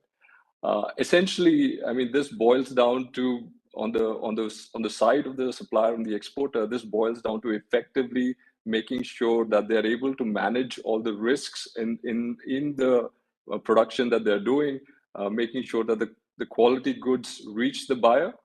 And on the other side, it's essentially making sure that there is enough financing available for an exporter to be able to supply to a market like Europe. I mean, if you look at Europe, for example, which you mentioned was an untapped segment, it's an $800 billion import market. Every year Europe does $800 billion in food and agriculture imports. India's contribution to that is $4 billion, which is about 0.5%. And if you look at it, the reason why a grape exporter in Maharashtra finds it difficult to reach those markets is because if I'm a grape exporter, I mean, I have to wait 30 to 45 days for the product to reach Rotterdam port, another 10 days for it to reach Berlin or Paris, and then the buyer will probably ask for a 60-day credit period. I'm talking about almost 120 days before I get paid. I mean, if I'm a small exporter, I mean, there's absolutely no way this is a profitable business for me, because I can't get my next consignment ready till I get paid. And there is virtually no bank who is willing to support me as an exporter. I mean, although it's a priority sector lending, and there is a clear push from the government to actually lend to these smaller food and agriculture producers, it's very difficult to understand whether, from a bank's perspective, and then Sanjay can vouch for that. I mean, we're working with Yes Bank right now to finance an SME for such a long working capital engagement that has to be financed. So from our perspective, this is an enormous opportunity to actually look at ways in which you can collect data about the end-to-end transaction that is happening, about the buyer, about the seller, about the entire transaction, and then use this data itself as a way to underwrite the risk in the transaction. So we look at this whole thing from the perspective of a banker or a financial institution, and what we want to be able to do is to be able to collect the data to both offset the key risks that exist in the trade, and to see how to make it more easily financeable from a financial institution's perspective. So that's kind of what we do at Malixi, is look at information, look at data, and try to use that data to offset key risks for the supplier. And for the financial institutions, we provide them the ability to enter into this trade, which they typically find very risky. Thanks, Rohit. Really insightful what you said in terms of how do you get the long tail to participate. You're absolutely right. I work with a lot of mandi traders also. None of them have a clue how to export to, and some of them are even 100, 500 crores. So but they still fear exporting because they don't know who the buyer is and whether the payment is going to come, and the challenges around financing is absolutely spot on. And clearly the bankers and the exporters have to work together and figure out a way to make it more efficient. I think you guys have a role to play for sure. So thanks very much. I think we have precisely 10 minutes left. So we probably going to have a rapid fire, 2 minutes each, if that's okay. Maybe I can go back to Sanjay. Sanjay, one question to you. You of course understand the export market like no one else. But when it comes to role of startups, what are 2 or 3 areas they should be focusing on? And of course, you have heard both from Ajit and Rohit and doing a fantastic job. But what's your advice to any startup who's listening to this call who want to get into exports? Yeah, thank you very much, Hemendra. I think, Yes Bank strongly believes that agri-tech startups have a significant role to play in improving the competitiveness of agriculture in general and agri-exports in specific. So if we look at, I think in this discussion, all the points in terms of what are the challenges that are coming out and what role startups can play have already come out. We strongly believe that the differentiating factor that startups can bring in for agricultural exports or for any activity in the agricultural sector is the innovation, the spirit, the entrepreneurial spirit, and the entrepreneurial ingenuity to want to do something which typically a organized player would say, okay, this is not something for me. So I think that is the spirit that will change a number of things across the value chain. If we look at the supply, I mean, if you look at the challenges itself in agri, very rightly put today, one is can startups address the untapped potential of small farmers to deliver to export markets in terms of productivity, in terms of quality, in terms of access to inputs. I think a huge role to play over there, and there are a number of companies, startups who are playing that role in terms of advisory, in terms of weather information and quality information. The second is the infrastructure deficit, the cold chain deficit. We have startups coming out with technologies which are green for cold chain at the last milestone, a very important area. Third is quality, lack of sufficient institutional capacity to address quality, and startups play a very important role.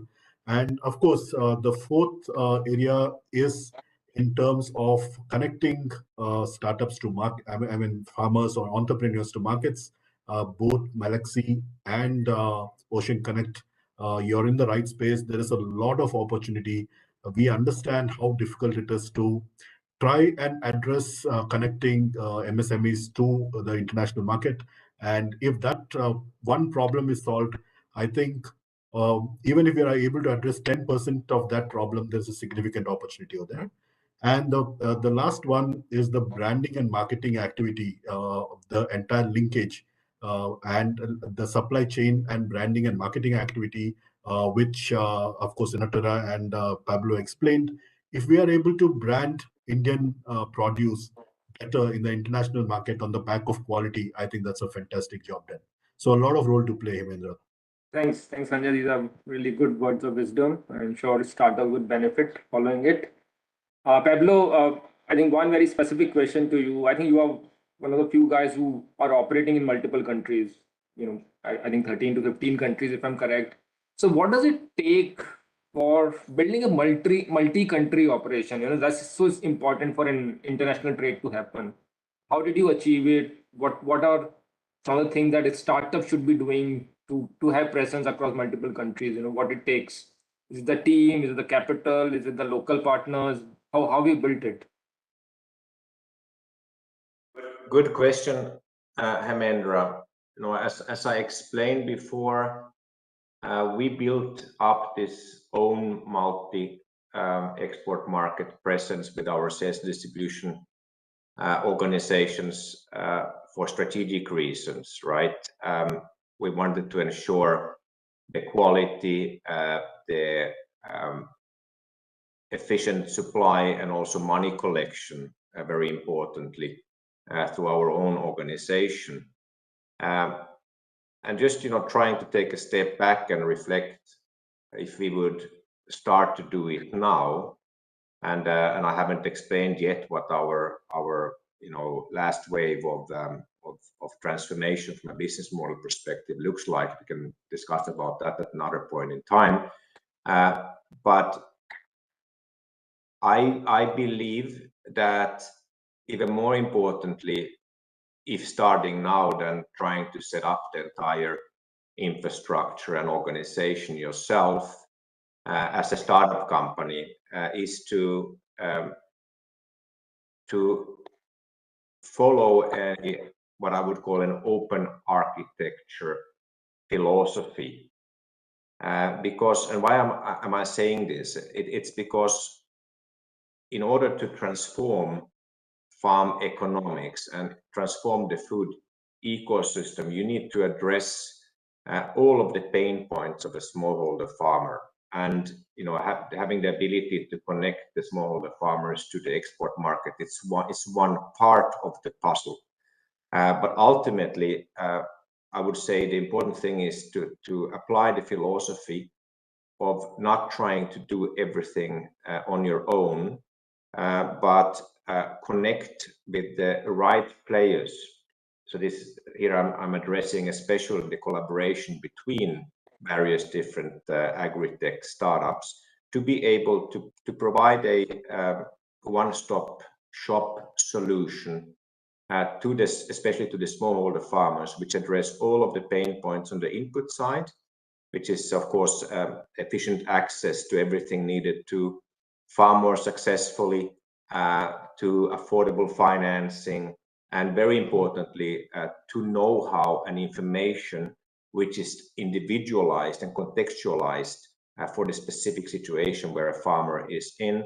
And on the output side, of course, connecting the farmers and the farmer collectives and maybe other local aggregators as well, especially to the retailers, and provide a portfolio of services that allow them to improve their price realization. And no one company can do all of this. It will not be successful. So that's what I mean with an open architecture philosophy. And maybe the last point also is, of course, for natural reasons, we are very much focusing on export markets here. But the export market is of course not some kind of a silver bullet for the farmers. We need to take a differentiated approach and say, for a farmer produces various different kind of quality grades, and everything needs to be sold profitably, ideally, and therefore the strategy has to always include both domestic sale and export sale, because the requirements are very, very different. So also there, a holistic approach is very important. And then last but not least, many of the products, if you analyze it, many of the products are currently very difficult to export, just because we have not yet reached, the sort of a sufficiency in terms of practices, in terms of standardization and so on. And other ones are more low-hanging fruits, which lend themselves very well to export markets, not only the Middle East, but also to Europe, if we talk about higher value-added product, especially in the non-perishable sector. So it all has to be part of that smart strategy in ensuring that for each product that is produced in India, we find the right channels, we find the right strategy to sell it, and very importantly also find the right branding approach in order to create a meaningfully differentiated product for the consumers, which ideally is then traceable as well. A little bit long answer, but that would be my take. Thanks, Aldo. I really like your word, open architecture philosophy. I think that's so important. Don't build everything on your own and collaborate wherever you can, especially when it comes to international trade. We have 2 minutes left, and so I think one question, probably Rohit, you can go first, and then Ajit can go. If you have to ask one thing from the ecosystem, and there are a lot of policy makers on the call, there are a lot of corporates, there are a lot of bankers, there's a feed, of course, on the call. What is that one thing? What is your one ask which can potentially help you scale your business faster? Rohit, we can go with you first. No, I mean that's a very interesting question, because I think for us primarily, I think the one thing that we need to do is to be able to allow for somehow the smaller guys to get more access to credit. Yeah, that's the one thing that we are focused on. We want to make sure that the SME exporter in food and agriculture is able to get access to credit sufficiently to be able to export to a market which is very far away. So whatever we can do to enhance that, to support that, is something that I think would go a long way. Great. Access to credit. Ajit? I think for me, there's a lot of focus from the government to promote agri-food export. And there are a lot of schemes, a lot of initiatives. The question is that how many of us really is aware of all these schemes and different facilities provided by the government. I think there should be at least enough visibility should be there so that the startups, exporters can able to learn from that, gain some advantage of those schemes. Otherwise, those schemes are really good, but may not be effective to really boost the agri-food export. That is what my fear is. So I think a lot of things are happening on that area, and I think APEDA is taking a lot of initiative on that. But then still, layman who is agri exporter or even a startups who is not aware of enough about the government scheme, I think some information should be readily available for them. Sure, that's a good point. Awareness and access to government schemes. So thanks, Dr. Sudhanshu. I think I will leave the last word with you. You heard all the panelists. If you have anything, any concluding remarks, we'll love to hear that. Thank you, Sumatru. Sorry, I could not be part of the. I could not hear because I was on another VC call. India FICCI is being organized in Bahrain. So I switched over, took permission from Neha. But I just left when Mr. Pablo was speaking about and heard about the banana story. So I would like to add further that in the Indian horticulture basket, we have been the traditional exporter of Indian mangoes, grapes, pomegranate, and we never thought of that India can be successful in banana journey. And the way the banana movement was started, and by taking the help from the scientists from the Philippines, and the way the movement started, and on today's date, we are proud to inform that on monthly basis, we never thought of it. And on monthly basis, we are able to export more than 200 containers in a month. And banana is going to be a great journey.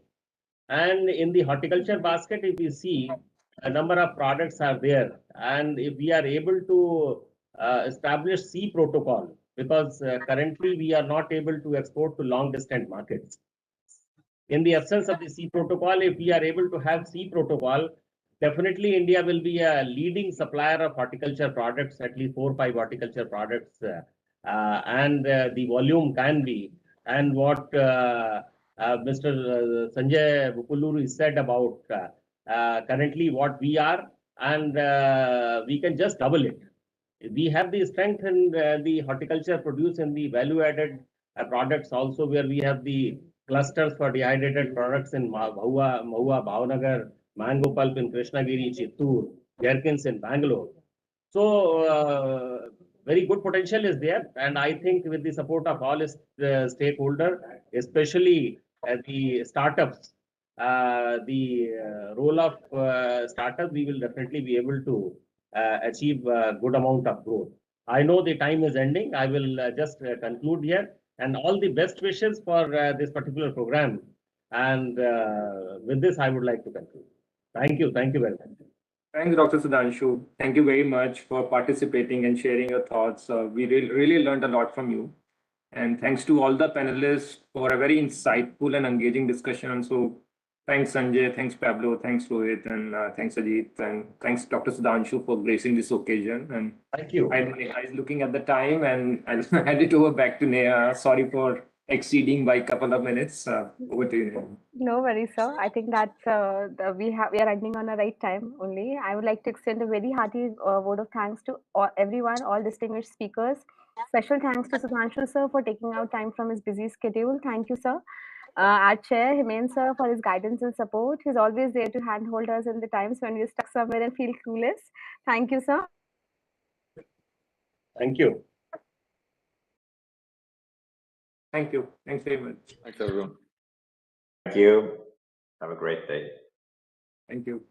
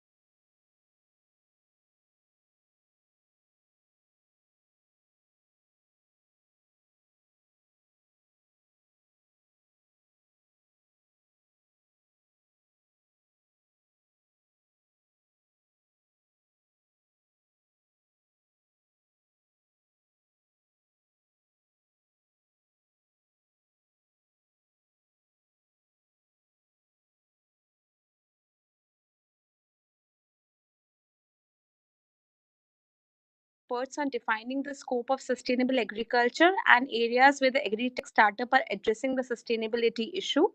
For this session, we have Mr. Gunanand Shukla, Director, Agriculture and Natural Resources, PwC, as session chair and moderator. We have Mr. Jason John, Team Lead, India at USEC, Ms. Vedika Kapoor, Head Government and Industry Affairs, South Asia, Corteva Agri-Science, Mr. Pankaj K. Dwivedi, Head of BD and Agronomy, Nurture Farm, and Mr. Sandeep Kondaji, Founder and CEO, CTO, Krishti Tantra. Just few housekeeping points. The duration of entire session will be approx 1 hour. You're requested which are happening in agtech. And in this session, important session, which is structured well, is how can these changes, the good changes, can be institutionalized and made sustainable. Probably in all such sessions and such events, sustainability becomes a buzzword, not only for the quality of the word, but also because what it brings in. Because if agtech just solves a problem and moves on, probably that is not what the person at the last mile, the farmer, the consumer of the food or the agriculture are looking at. They are looking at sustainable solution, which remains today, tomorrow, and way beyond. So that is the thought behind all this. And before I reach to my distinguished panel, which brings a lot of diverse and distinguished knowledge to this session, I first of all welcome and request Dr. Neelam from Neelam Patel, Senior Advisor, Agriculture and Allied Sector from Niti Aayog, to not only share what has been the thought of Niti Aayog on this, of the government on this, of bringing in sustainability in agriculture through technology and different technological interventions, but also to help us define what the scope of sustainability should be. How will it emerge in the changing climatic and resilient agriculture, what we are looking forward in the future? So with this very small, brief thought on this session, which is structured very well to bring inputs, outputs, technology thoughts after this, I welcome Dr. Neelam Patel to share her thoughts. Ma'am, please, over to you. We all look forward to your thoughts. Thank you. And first, I would like to compliment FICCI for organizing such a important event. And first, thank you, Chairman of this session, and my fellow panelists. Good afternoon. And in fact, we know that the startups in our country, they are the key, having the key role in promoting the innovations. What is happening, in last 75 years, we have spent so much money in research in the different sectors of, I'm going to touch the agriculture and allied sectors, but we could not translate those innovation or information to bring the changes in the farmer's life. Somehow we could not connect with lab to land, and there we failed. I think you will all agree with me.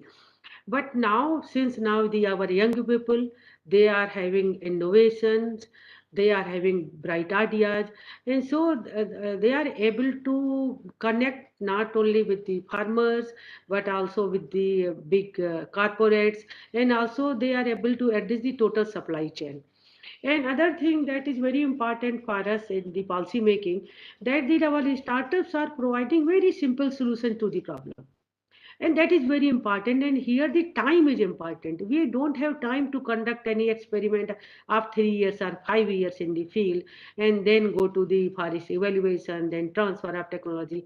But here our startups, these young people, they are having the ideas to solve the problem quickly. And you know that our the startups, they don't have that much money with them, and they also have the very less staff, but still they are possessing pragmatic approach, and therefore this compel them to find new ways to solve. So this is the important for, this is very important to tackle the problem of agriculture and life sector. You know that our more than 85% farmers are from marginal and small category, so we cannot provide them a very big solution. And because of the our variability in the agroclimatic regions, as we are having 15 agroclimatic regions, so these variability also posing the different kinds of challenges. And the chairman is very well pointed out that the now climate change, because because of this, climate change is adding one more dimensions to agriculture nowadays. You have seen the last year there is increase in the temperature during the wheat season, so we lost productivity. And now this time also the rain started late in the particularly in the rice growing area, and then after the at the time of harvesting in the month of October, we again have seen the heavy spells of rain. So these things are providing the stress to our farming community. And you know that we are having Pradhan Mantri Fasal Bima Yojana and several kind of support available.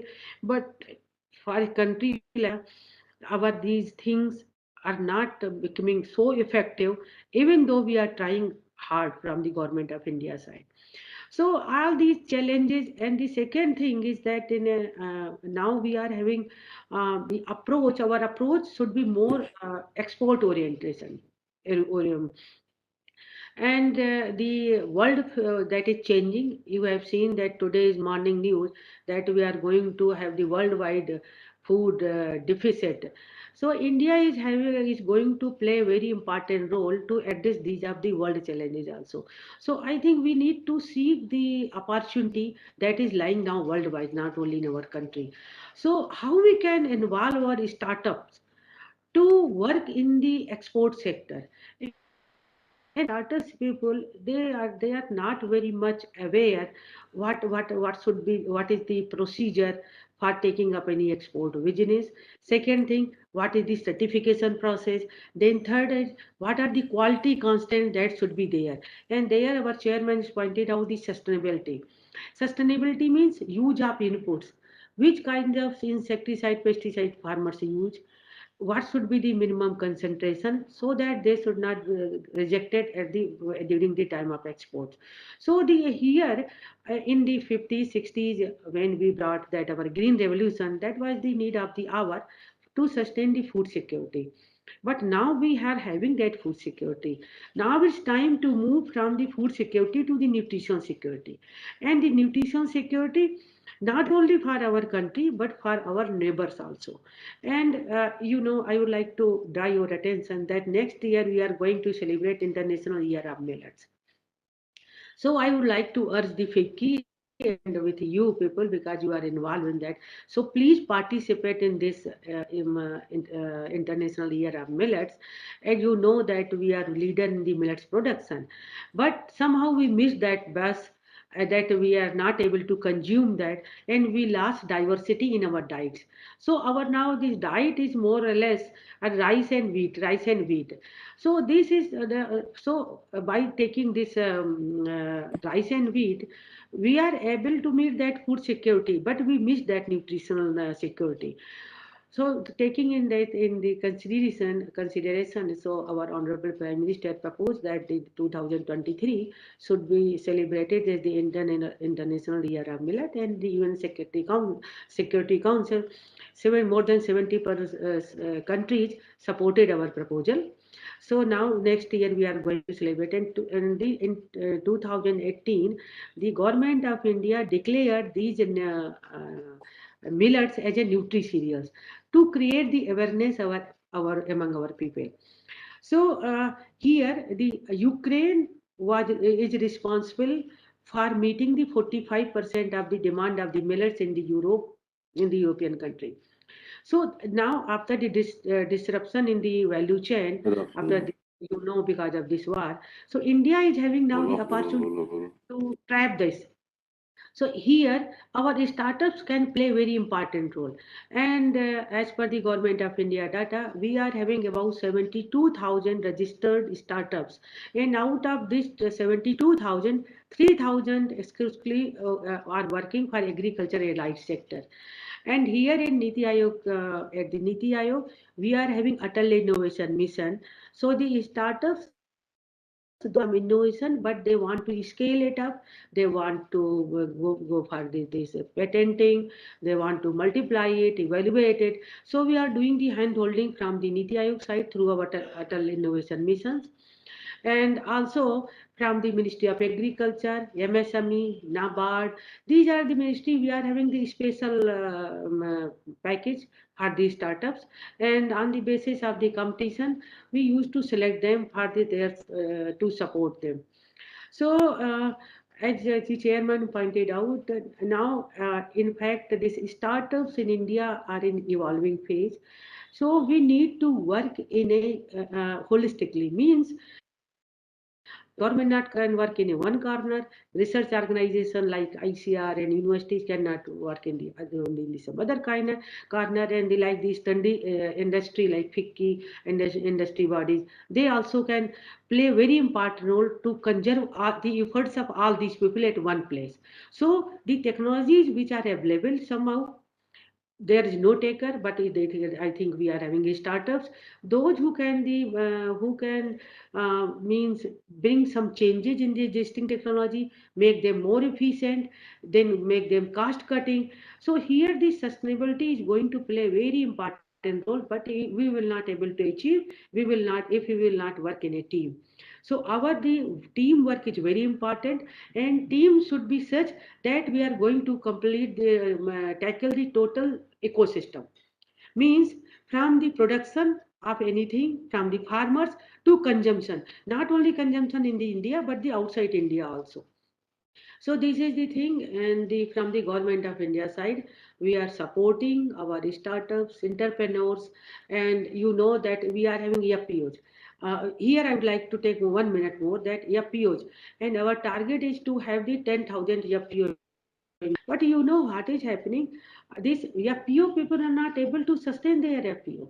So if some entrepreneurs and startups can work with these FPO for their handholding, so they can do the wonders, because you are having a group of farmers and they have established it, but they are not able to run it. But the few FPOs which those who are getting the support from the some companies, from startups, from entrepreneurs, they are doing very good business, and they are also doing the export of the agriculture produce. So here I would like to urge all the people, if you please work with India and to strengthen our FPOs, because we have created this network, but somehow the self-help group under the Ministry of Rural Development, we are having self-help group, and there the membership is running more than 3 crores. So if our startups can engage these existing network or system of the government that is there at the available at the village level, then they can not only means enhance their penetration at the rural India, but also they will get the support from the farmers, and the farmer will also get the from these our investor to for their market produce and everything.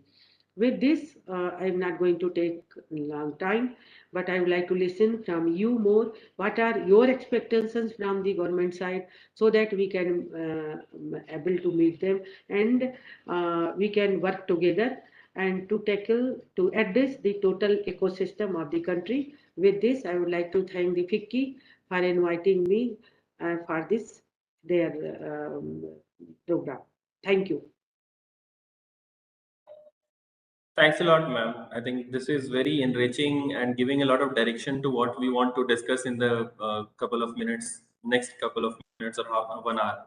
That there has to be a lot of important things the government has already done, probably the Atal Tinkering Labs or Atal Innovation Mission, which has set up a lot of agri-tech startup ecosystem. And now how that startup needs to establish sustainable interventions or institution will actually drive a lot of thing in the agri space. I learned a lot from what you just shared with all of us, ma'am, that the FPOs has to become an important fulcrum in the whole developmental cycle of agri-tech. How technology adoption happens at the bottom of the pyramid, probably that is very important. And yes, you rightly mentioned exports, probably the earlier session also in today's full day long virtual panels was on exports. And we also understand export is very important if we need to not only bring in premium from the produce, but also to flow it back to the farmers. Probably that is the very important point we need to touch upon in today's discussion also. So thanks, ma'am. So we move ahead with discussing a lot of points with the panelists now, and we'll get back to you again in the further course of discussions. So when we talk of exports, probably in our session, we have a very important speaker with us from the US Export Council, US Soybean Export Council, Mr. Jason John. So soybean has a lot of good important aspects attached to it related to sustainability. Probably one of the important crops on which a lot of discussion has happened around sustainability, around taking it to GM or whatnot. So will love to hear you, Mr. Jensen, on how US Soybean Export Council's role is on, say, doing different roles not only on soybean, but how do you embrace technology in order to bring in sustainability in production, marketing, and differentiating the crop as such in the export market?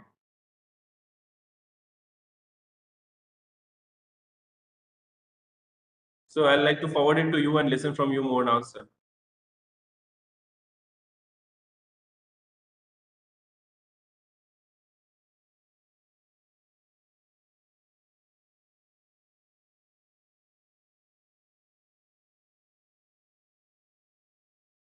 We can't hear you. If you are speaking, you are probably on mute. Kindly unmute yourselves.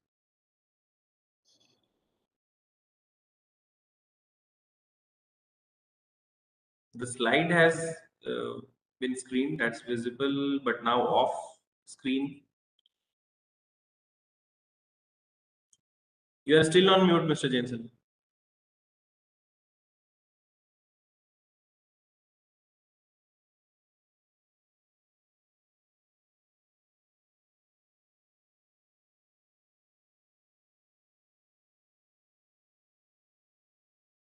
Neha, is the issue with me or others can hear him? No, we are not able No, to. no. Yeah, is it audible now? Yes, it's Yes, you audible. are. Yes, yes. So Yes, now you are, let me sir. share. Now let me share the presentation. Yes. Please, sir. Presentation is coming. Yes, presentation is also visible. So everything is all right. Yes. So let me Yes, start. sir. Over to you. Yeah, very nice. Good morning to everybody and distinguished guests. And myself, Jason John. I work for USEC. USEC is an United States Soybean Exports Council.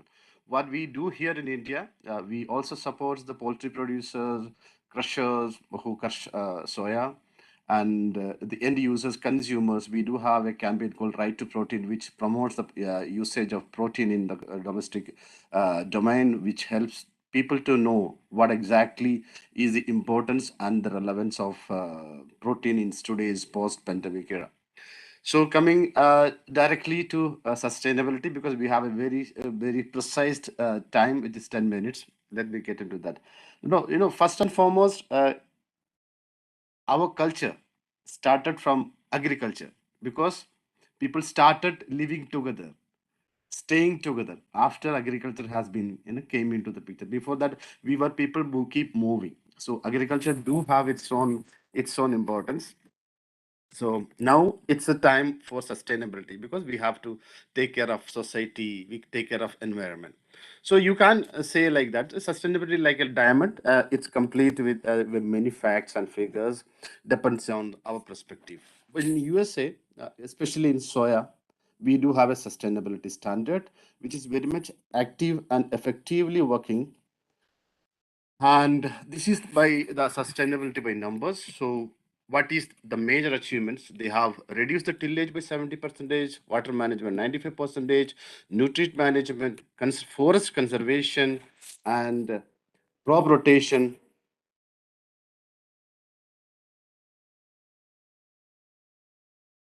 And decal record keeping, pest management, these all things today American farmers are in a position to manage just after getting into the sustainability protocol.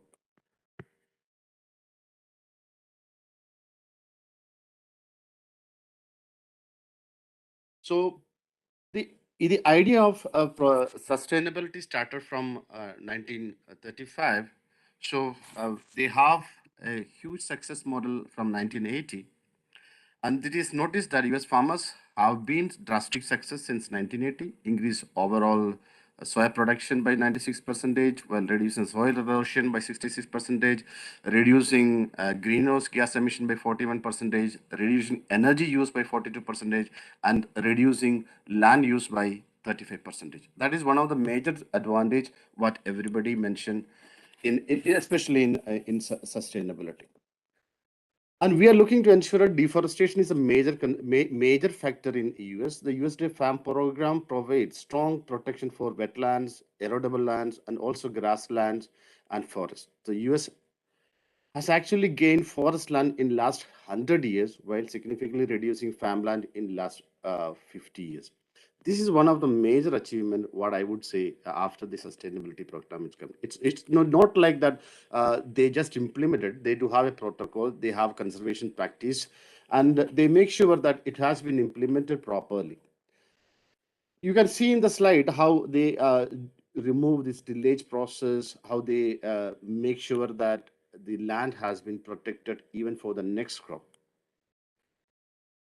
This picture shows how they give space for the water source. Even they have uh, prevented the water flows from the erosion and conservation. One moment. Conservative reserve land programs, and they also make sure that they are not utilizing every full land just for the agriculture. They make sure that the side by there are trees has been put in order to prevent the soil erosion and other kind of wildflowers also.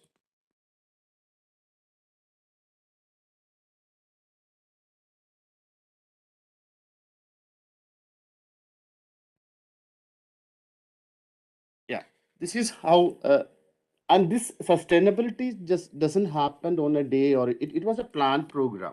So they do have use of technology, they have use of better seed programs, and then the farms are equipped to do with the GPS. How that is how the soybean farmers are in a position to do a better uh, provide a better product to the world with the technology, not only in machinery.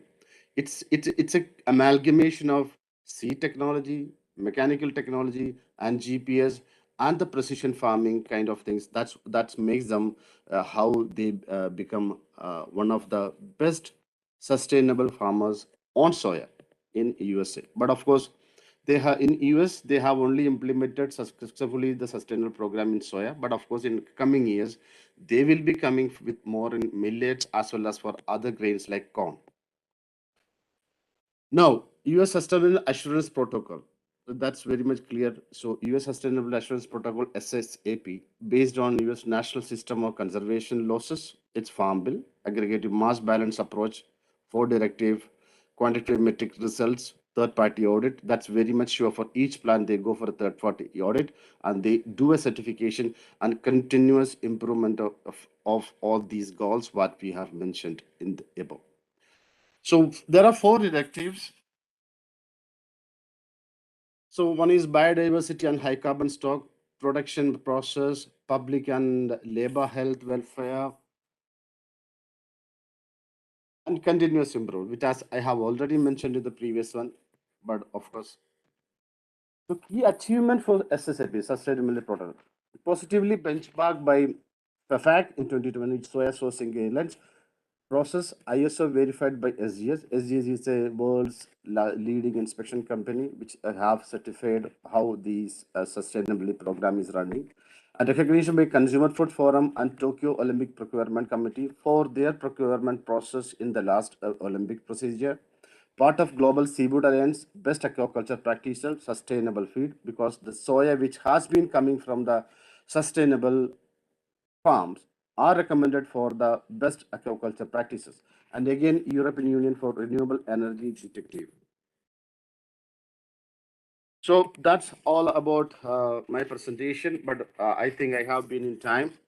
If anything on the any doubts on the subject, please feel free to ask.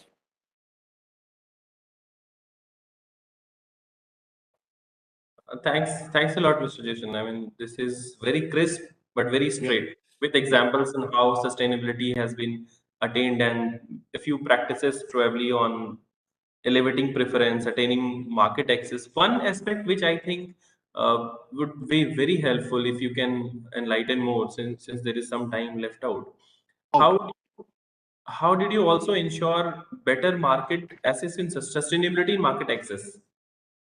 Yeah, so now this is from the farmer point of view, how the product is produced. So of course, how we take the advantage of sustainability in Europe market. So Europe have given a very clear premium for sustainable products.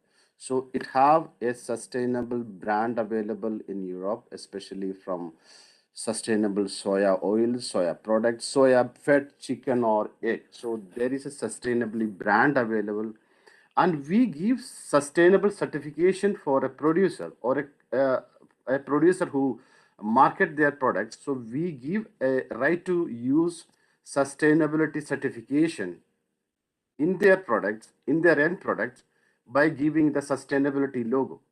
So to get the sustainability logo, they have to go through a certain parameters. There is an inspection, there is a certification. Again, SGS or some kind of inspection agency will get into your process. Then we give sustainability certification and they can use the sustainability logo. So that is the next level in marketing. So these sustainable products are available in European markets.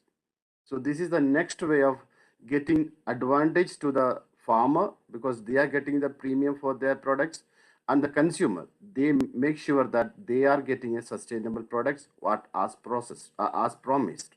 So this is the marketing procedure what we do, especially in US, especially in Europe.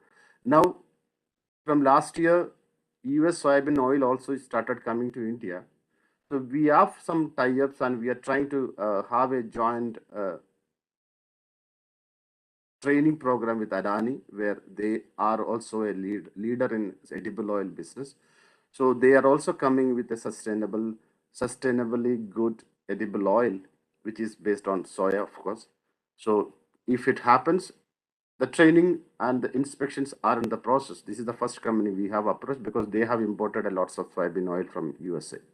So this is what we are going to do though. So what is going to happen? The consumer is sure that the oil what I am consuming, it goes through a sustainable protocol. So he can make sure that he doesn't need to feel a guilt of not having a wrong product, or he don't need to have a guilt on bought something which goes for any other intentions. Thanks for sharing that. Probably that is very enlightening, especially the sustainability assurance protocol and the branding. These are two things which I drive home from this your talk of yours, and we'll get back to you further in this course of discussion. Because if we think of soy, I mean, a lot of other branding issues also come to it as a crop in terms of GHG emissions, in terms of consumption of pesticides and whatnot. So, I mean, the other crop which also stands very competition to this on this negative news is cotton. Cotton also brought in a lot of stuff like Better Cotton Initiative, BCI, and things like that. Probably sustainability protocols will, crop wise, will be one thing which we can take as a input from you and can think upon it in wider consultations. Thank you for that thought and bringing us close to that. So, by the way, Maharashtra government is trying to ask for help for their farmer groups to make some sustainability, because in India we do have a problem of small farmers. The farming groups are very the acreage they do having, the farm holding is very low. So farmer help groups is working, and I think we are having a association with some farmer groups in Maharashtra to support them, to train them how to get these things collectively and to have a better yield for the farmers. We are thanks already for sharing that yeah. suggestion. Yeah, And in the interest of time, I'll move to the other side. please. Of Yeah, the please. value chain. Thank you. Thanks a lot. You in the course of discussion. So as of now, I'll move to the other part of the value chain, to the input sector expert in this panel. Ma'am Vedika Kapoor is there, and I see she's from Corteva Agri Sciences and brings a lot of industry insight. And we wish to hear from us how to see the need for urgency around sustainability and climate resilience in agriculture. see being very much ingrained in input sector, very much working with farmers, bringing those insights right from the field. We'll love to hear from you, ma'am. How do you see the need for sustainability being driven not only from agri inputs angle, but also how do you see, in a broader aspect for agriculture? How do you see the definition and scope of sustainability also? I'll stop there. We'll look forward to your views, please. Sure. Thank you, Gana. And before I come to your question, I am pleased to respond to Dr. Neelam on behalf of FICCI. Ma'am, happy to share that FICCI has recently launched a subcommittee on millets, which has players across the millet value chain. Mr. Jitendra Joshi from Corteva is chairing that committee. And in that committee, we have big companies like Corteva. Also, we have many startups who've joined it. And also this year, FICCI has launched a new category of awards in millet. So this is something that I wanted to share. And Coming back, PMC is also the KP for that, ma'am, just to add in the yes, same breed with you. yes, yes. So and we are planning a lot of activities for next year. The committee is looking at it, and we are all very excited for the International Year of Millets. Coming back to sustainability, and Guna, to your question, I think this year itself is a great example on why there is this compelling urgency for sustainability and climate resilience. Throughout the world, we have seen crop losses due to droughts, flood. They are all symptomatic of the climate change. There was heat waves across Europe in summer, North America. Then there were devastating floods in Pakistan. In India, as Dr. Neelam did mention out already, that we had suffered in the wheat production due to the heat, as well as the rice acres have been drained. So I think there is no other important time than now. So changes in our climate have also shifted, when we come to agriculture, the seeds, crop protection, they have shifted weeds, insects, and disease pressures and increased extreme weather events. If we look at the 2021 Global Food Security Index, which the Economist does it, and Corteva is also partner to it, and what they reported that agriculture productivity in more than half of the world's countries have been negatively impacted by the changing rainfall pattern and excessive swings. So it becomes pivotal that each of us concentrate and play our part and our role in this sustainability. So it is not only the companies, it is not only big companies, it is everybody, the government, the regulators, the agriculture companies, the startups, all need to add in and take sustainability as a priority.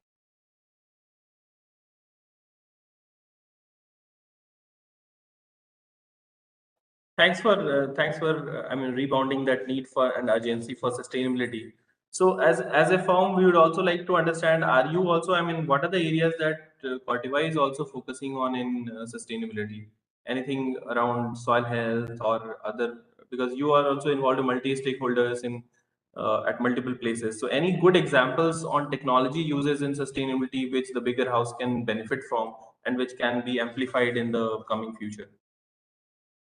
Sure. Last year, Corteva, so it's been about 3 years. So Corteva is Dow DuPont Agriculture Division, and it's been 3 years that we've been working in the company. On our first anniversary, we launched our sustainability goals. So we have a plan for the next 10 years that we are looking at.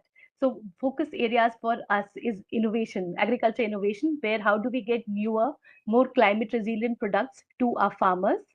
Second, we are looking at biodiversity, greenhouse gases, as well as diversity is also diversity and inclusion is part of our thing that we look into.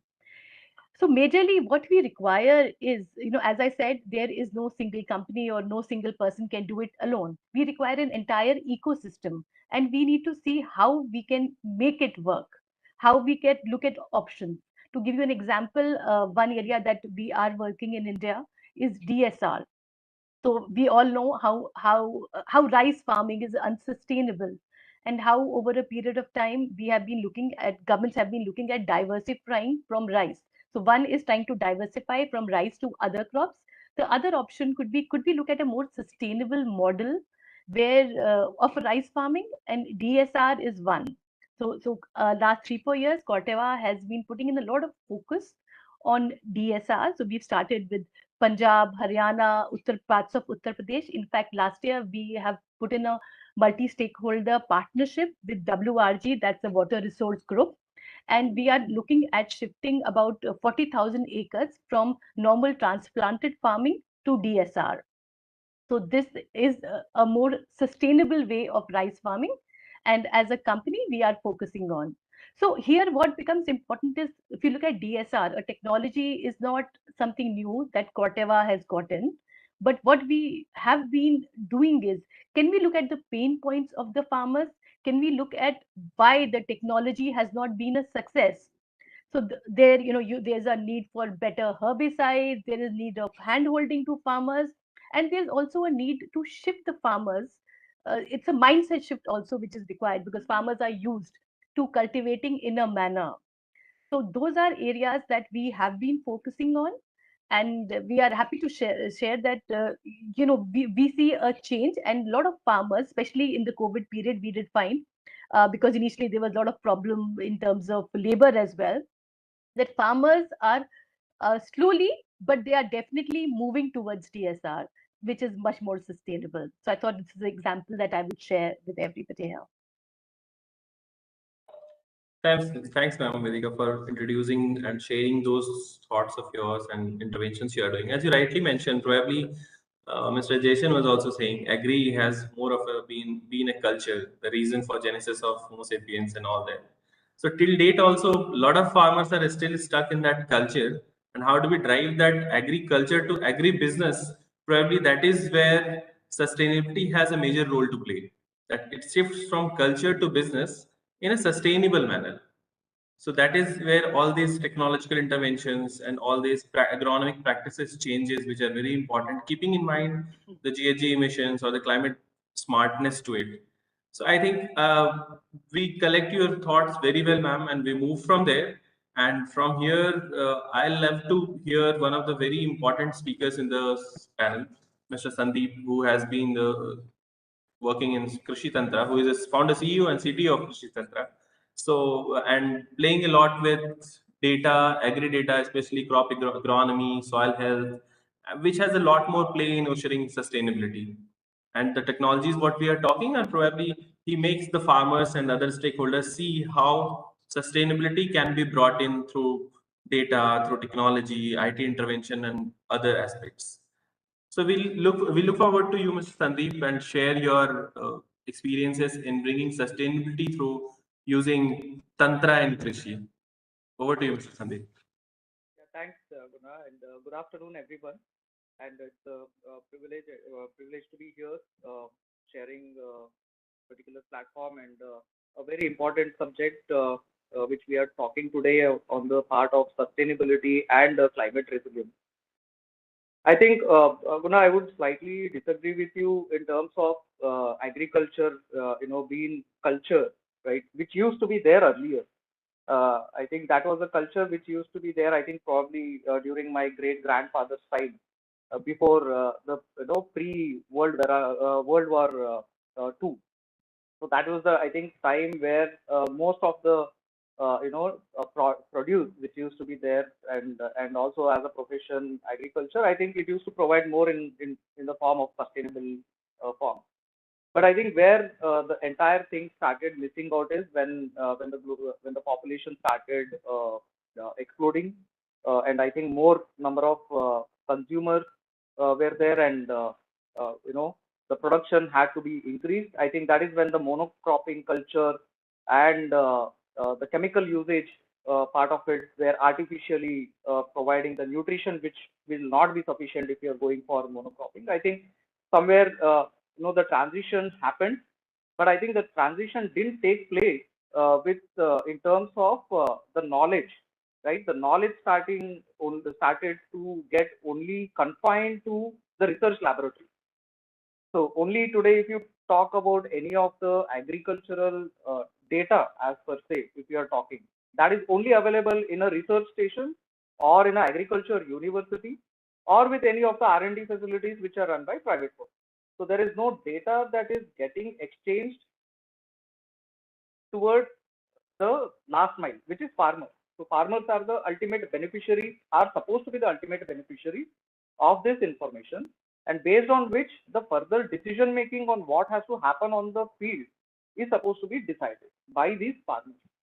I think, and now if you take that part, now it's only the commercial farmers who are actually getting that access to the information. If you go to US, you go to Israel or European countries, so those are the regions where farmers are more educated, and also educated in the sense having more accessibility to the technology, and also know how to use that particular information from those modules which are there made available to these farmers. That is not happening to the bottom of the pyramid. That is the bottom of the line which are there. That is 97% of the world farmers, I would say, are small and marginal farmers, which is probably holds about 60 to 70% of the overall land that is used for crop cultivation. So now these are the people who don't have. So this is the audience and the segment where they don't have access to technology, neither the information, neither the knowledge in terms of how this has to be done. And now I think slowly those are the things that with government initiative, especially in India, I think those are the, like we can see that in the form of schemes, various schemes. Now, especially now, soil health card is one of the schemes which our honorable Prime Minister launched that some time back, and which is basically creating a repository of the soil, fertility map, and also to the farmers, it is provided in the form of data.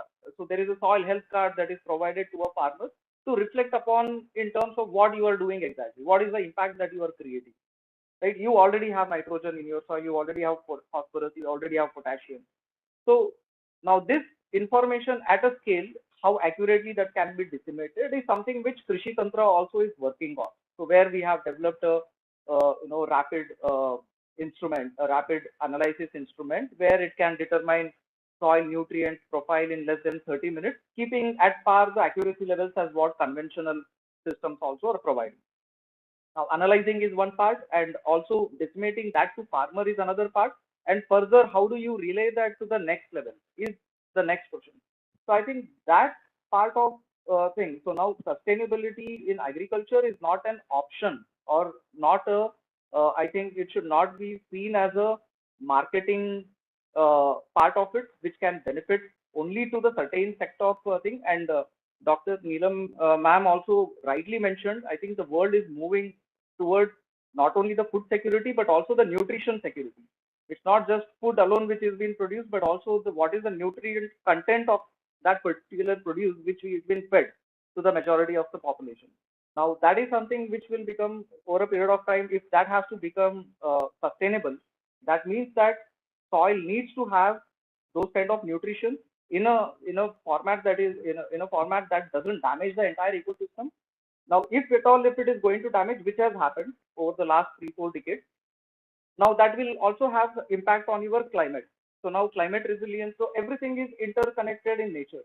So at a scale, bringing the technology and making it available to the mass audience, that is including, that should not discount even the small and marginal farmers, not only for the commercial farmers, it should also include these small and marginal farmers, and making that, translating the benefit of that, I think is something which will be very much important going forward to make farming as a sustainable industry, and at the same time bringing the further benefit to that. I think the humans are the are the species which ultimately will benefit from that if we make that more sustainable and make it more climate resilient. That's from my end. Thanks, Sandeep. I totally agree with you when you say that a lot of these technologies could not translate to the last man in the run, probably the farmers, they being small and marginal, as you rightly mentioned. So the adoption of technology is probably one of the other discussions which we also should keep in mind when we talk about, say, best of the art technology being available. But how does the farmer adopt it at the last? That is also very important. And what he sees, as you say, there is a tool available for measuring sustainability. There is a sustainability assurance protocol. But how does the farmer appreciate sustainability, and what tools are there to adopt it? Probably many of the tools, what you also mentioned, or the techniques in Krishi Tantra must be addressing these important aspects. We will circle back to you again, Sandeep, and love to know more about few of those interventions which you have probably already done at few places. as the use cases and how they have impacted the farmer in bringing sustainability. Right. Thank you so much for that talk, and we'll come back to you again. I'll move on now to Mr. Pankaj. Pankaj is the head of BD and agronomy at Nurture Farm, and probably he has been in the thick of many of these discussions with at different value chain actors, maybe farmer, aggregator, or may also be marketers, consumers, and retailers. Because I'm also aware of some nature farm retail also available there, either for input or other aspects. So we will love to understand from you, Mr. Pankaj, how are you leveraging Nurture Retail as an agri-import retail farm or Nurture Farm for making agriculture profitable as well as environmentally sustainable? That's what you call for today and tomorrow. Well, over to you, Mr. Pankaj. Hey, Guna, thanks. Very much enlightening discussion. But I'll digress from your question. I'm not going to focus on retail. I'll focus on sustain because we have the largest sustainability program in India, and probably we are expanding that to many other countries. So I'll focus on that piece and how. I mean, one question like you just told that. The protocols are available, the techniques are available, soil testing methodologies are available, many things are available. And how farmers will adopt. My question is why farmers will adopt. I mean, what is the motivation for them to adopt, right? The burden of sustainability cannot be on the weakest shoulder, right? I mean, from 1 kg of wheat, he is earning hardly like few rupees, and somebody who is selling atta is earning more than him. Then why should he like shoulder the burden of sustainability? Like from 1 kg of sustainable cotton, Zara is earning 400 times what they earn from a normal and organic cotton or sustainable cotton, and he is getting hardly 6 to 10% of the value, right? So it doesn't mean anything if we are just talking about sustainability and we are not incentivizing the farmers to adopt the practices. Okay, so and this we are saying from the experience what we had in last 3 years when we started implementing sustainable projects in the field. Okay, so this year we target to implement close to 1 million acre of sustainable projects in India. Okay, last year we did close to 3 lakh acres, and this year it will be like almost 3 times of that. So the first thing we found, yes, technologies are available. We need to make it extremely simple for them to understand and adopt. I'll take one example from Dr. Neelam's point and one example from our colleague from Kurtiva. Okay, DSR, simple technique. Everybody can adopt, but what is the hurdle? Okay, hurdle is if I'm adopting and if I'm having a yield loss because of DSR, who is going to compensate? If I'm adopting and I'm having a better quality or more sustainable rice, can somebody like pay me higher? Okay, so these are the key questions. My motivation as a farmer to adopt the technology.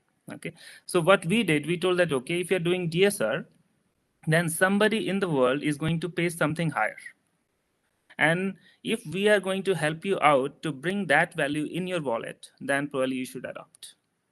Okay, so that happened with 2-3 major programs what we did in India last year. First program is towards DSR, second is towards AWD. Again, a very simple technique of alternate wet and dry in paddy ecosystem, which reduces the methane gas emission from paddy by almost 60-70%. Paddy is the second largest GHG emitter in agriculture after livestock. Right. UPL ecosystem, we are also working on the fodder and feed, which can be fed to the livestock to reduce the methane generating bacteria in the cycle of the livestock production. So the technology can be available, but it has to be like made very simple for adoption, and also incentive has to be very clear for the farmer. If I'm going to do step number 1, 2, 3, then what are my benefits? Okay, for example, I'll take like in wheat, we are implementing a program where we are saying that, okay, if we are going to do cover cropping during the summer season, then we'll be like providing free seed, and also maybe in future, if you are going to generate a carbon credit out of it, a significant portion of that carbon credit will come in your wallet. Okay, so I'll just circle back. If we list all the sustainable practices across the globe, I think tremendous amount of work have been already done. Like Jason was saying that in soybean, the protocols are simple. The protocols are already defined. Yes, if we have to bring those protocols in Indian ecosystem, then we have to think about, I can't bring a 2,000 acre protocol in 2-acre plot, right? So for that, I can't go each farmer and meet each farmer to say that, okay, please adopt this protocol, because I don't have that much of money to deploy in the physical feet on the street type of situation. So we'll have to define digital technologies. So in last 3 years, we have started enrolling farmers on sustainable programs on all digital platforms, including their KYCs, including the monitoring of their field through remote sensing and everything, so that a large-scale sustainable program can be deployed in the field. So the point I'm trying to drive here is the protocols are there. Probably the intentions are also there. Like in last 70 years, the SOC percentage of Indian soil has dropped from 1% to 0.3%. It means the soil is already dying. Where the technologies which are already invented by ICAR, like STFR or the great work done by Sandeep, it can be deployed at mass scale, and where we can enhance at least the literacy about the soil current nutrition status and how it can be enhanced by use of green manure, green cover crop, a crop residue management in terms of incorporation and decomposition in the field, and so on and so forth. So as a UPL nurture ecosystem, we are trying to bring large scale adoption of technologies on digital platforms and handhold the farmers in the field so that they can adopt it at large scale, and in mind there should be the benefit at the top. Okay, it is going to enhance the quality of my soil, and it is also going to give me some money at the end of the day. And I'm not the person who is just doing everything to just save the world, but the world is doing nothing for me. Okay, so we believe strongly on that, and for that we consult with global stakeholders. I mean, like, for example, if China is burning coal and they wish to buy something in Indian stake, or like USA is like doing this much of greenhouse gas emission, and they want to really support the farmers in India. So like a broad spectrum view, but a very localized type of tech-based application, what we are focusing on.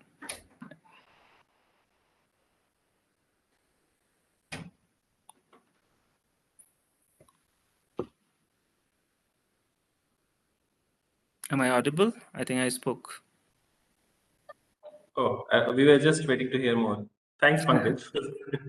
Thank you. And really, that makes a much more sense to what we are trying to explore in this discussion. That yes, technology is there, but how does it reach there at the right place, the right time, and the right form, which is adoptable, rather than just being a technology which is fancy in fancy in a talk. It should be fancy on the ground. That will probably matter on sustainability. Sandeep, you wanted to add something on the. Yeah, totally agree with Pankaj. I think what's there in it for me, right? So that is the ultimate thing. So there has to be a quantified, whatever technology has been deployed on the field for farmers, there should be a tangible benefit that has to be made visible. So totally agree with what Pankaj here told. And just to add there, so that is where our focus is, right? So soil testing, even till today, I would say that it is a very non-fancy business, I would say. So those were the barriers when we entered, and to make it more, I think the awareness today is going in such an extent. So we are also going beyond the chemical properties of the soil. So one aspect that we are working on a rapid DNA profiling of the soil, which already is not a new technology. It's a technology that is already there, but as I mentioned, it's all confined to a laboratory and a research level, right? So it's not. It's mainly for a R&D person or a scientist to evolve. But I think these are the things that is required for a farmer, and they will only adopt if it is more easier. It is made accessible. It is easier to access and also cost effective and a tangible benefit. So for one example, like I would mention here, is that with the DNA profiling, we will be able to tell like what kind of microorganisms your soil is having, right? So that can provide an advisory to a level to a farmer where it can say that what sort of pesticides are required or not required, right? Maybe a farmer is already using pesticides, but because of this particular substance in your soil, this pest will never attack your soil. So the tangible benefit which I am highlighting here is that they will save in lakhs. depending on the acreage and of course the cost of the input which they are using. And at the same time, it will also benefit and position the product makers, right? So who are selling, a trader who wants to sell a particular product. If we have at the scale this kind of information, these are the kind of insecticide or a pesticide that is required by this soil, and unnecessarily it is not being sold, or and also to convince a particular farmer at a right stage, this is what is required. So that will also make a product more successful. So this is how I think the sustainability aspect of it will evolve when we make a solution that is available at scale to a person who will see a very tangible benefit out of that. Thanks, Sandeep. I think I'll add 2 more A's to it. Not only available, it should be affordable and accessible also. Right? I'll take the liberty to add these 2 A's also, and probably the national ag stack platform, which the government is also envisaging, which is trying to put in different stacks of data layers, maybe the PMFBY data or the soil health data or the other data, which a farmer can benefit. Probably would also culminate to a similar farm advisory services in future, which the farmer can take benefit from. And rightly you mentioned the cost and what is in it for me needs to be addressed whenever we give any solution to the farmer. And probably culmination of these data sets, databases into an ag stack might be one of the ways to giving a composite holistic solution to it. So before we move on, because we are in short of time, we do have the benefit of Dr. Neelam Patel being here. Ma'am, are you there? Dr. Neelam Patel, are you there, ma'am? Yes, she's there. So before we move on, ma'am, I mean, drawing different points from all the speakers, it sounds that a program like, we do have an organic promotion program, what we call NPOP, I mean, National Organic Production Program. Do you see the sense of a national sustainability promotion program on a similar lines which can help to promote sustainability? I'm aware there is an NMSA, National Mission on Sustainable Agriculture, but many aspects to it, what we talk today, might be say, completely new revamped model of a program. Do you see the sense of coming out with the government should come out with similar program like National Sustainability Promotion Program with all new aspects what we discussed today? Ma'am, probably you are on mute, ma'am. We are not able to hear you.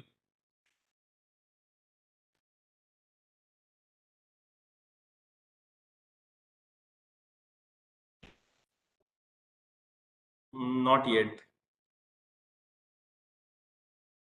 Hello, now are Yes, you? you are. Yes, you are, ma'am. Please go ahead. Yeah. In fact, in all our programs, we are making sustainability a part of each and every program. So we are not just now we are planning to have a separate program for the sustainability, but we are bringing this sustainability component in all programs. So like you have mentioned about the organic farming. Now the discussion is going on the natural farming. Then we are having our soil health program. So how we can link the integrated use of fertilizer, means fertilizer organic and inorganic fertilizer. So in fact, we will work. If you think that we need to have a separate program, or you want to make it the sustainability is the part of each and every program, because now it is time to talk the sustainability in each our program. That is the thing. So either you talk about that he has pointed out this agriculture equipment or the soil health, everything. I think we need to talk sustainability in each our program. That is the idea that, because you know that we are having National Mission on Sustainable Agriculture, but it is having so many schemes that you will not able to address even in one issue.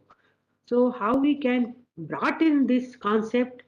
In fact, that I can compliment FICCI that putting sustainability is very important theme in this discussion. That is the very important one. So, in fact, we have not in mind that in plain word that we are going to start on sustainability. But if it emerges that we should have one sustainability, then we can think over it. Otherwise, we are making this component in each our policy and programs. That is the thing.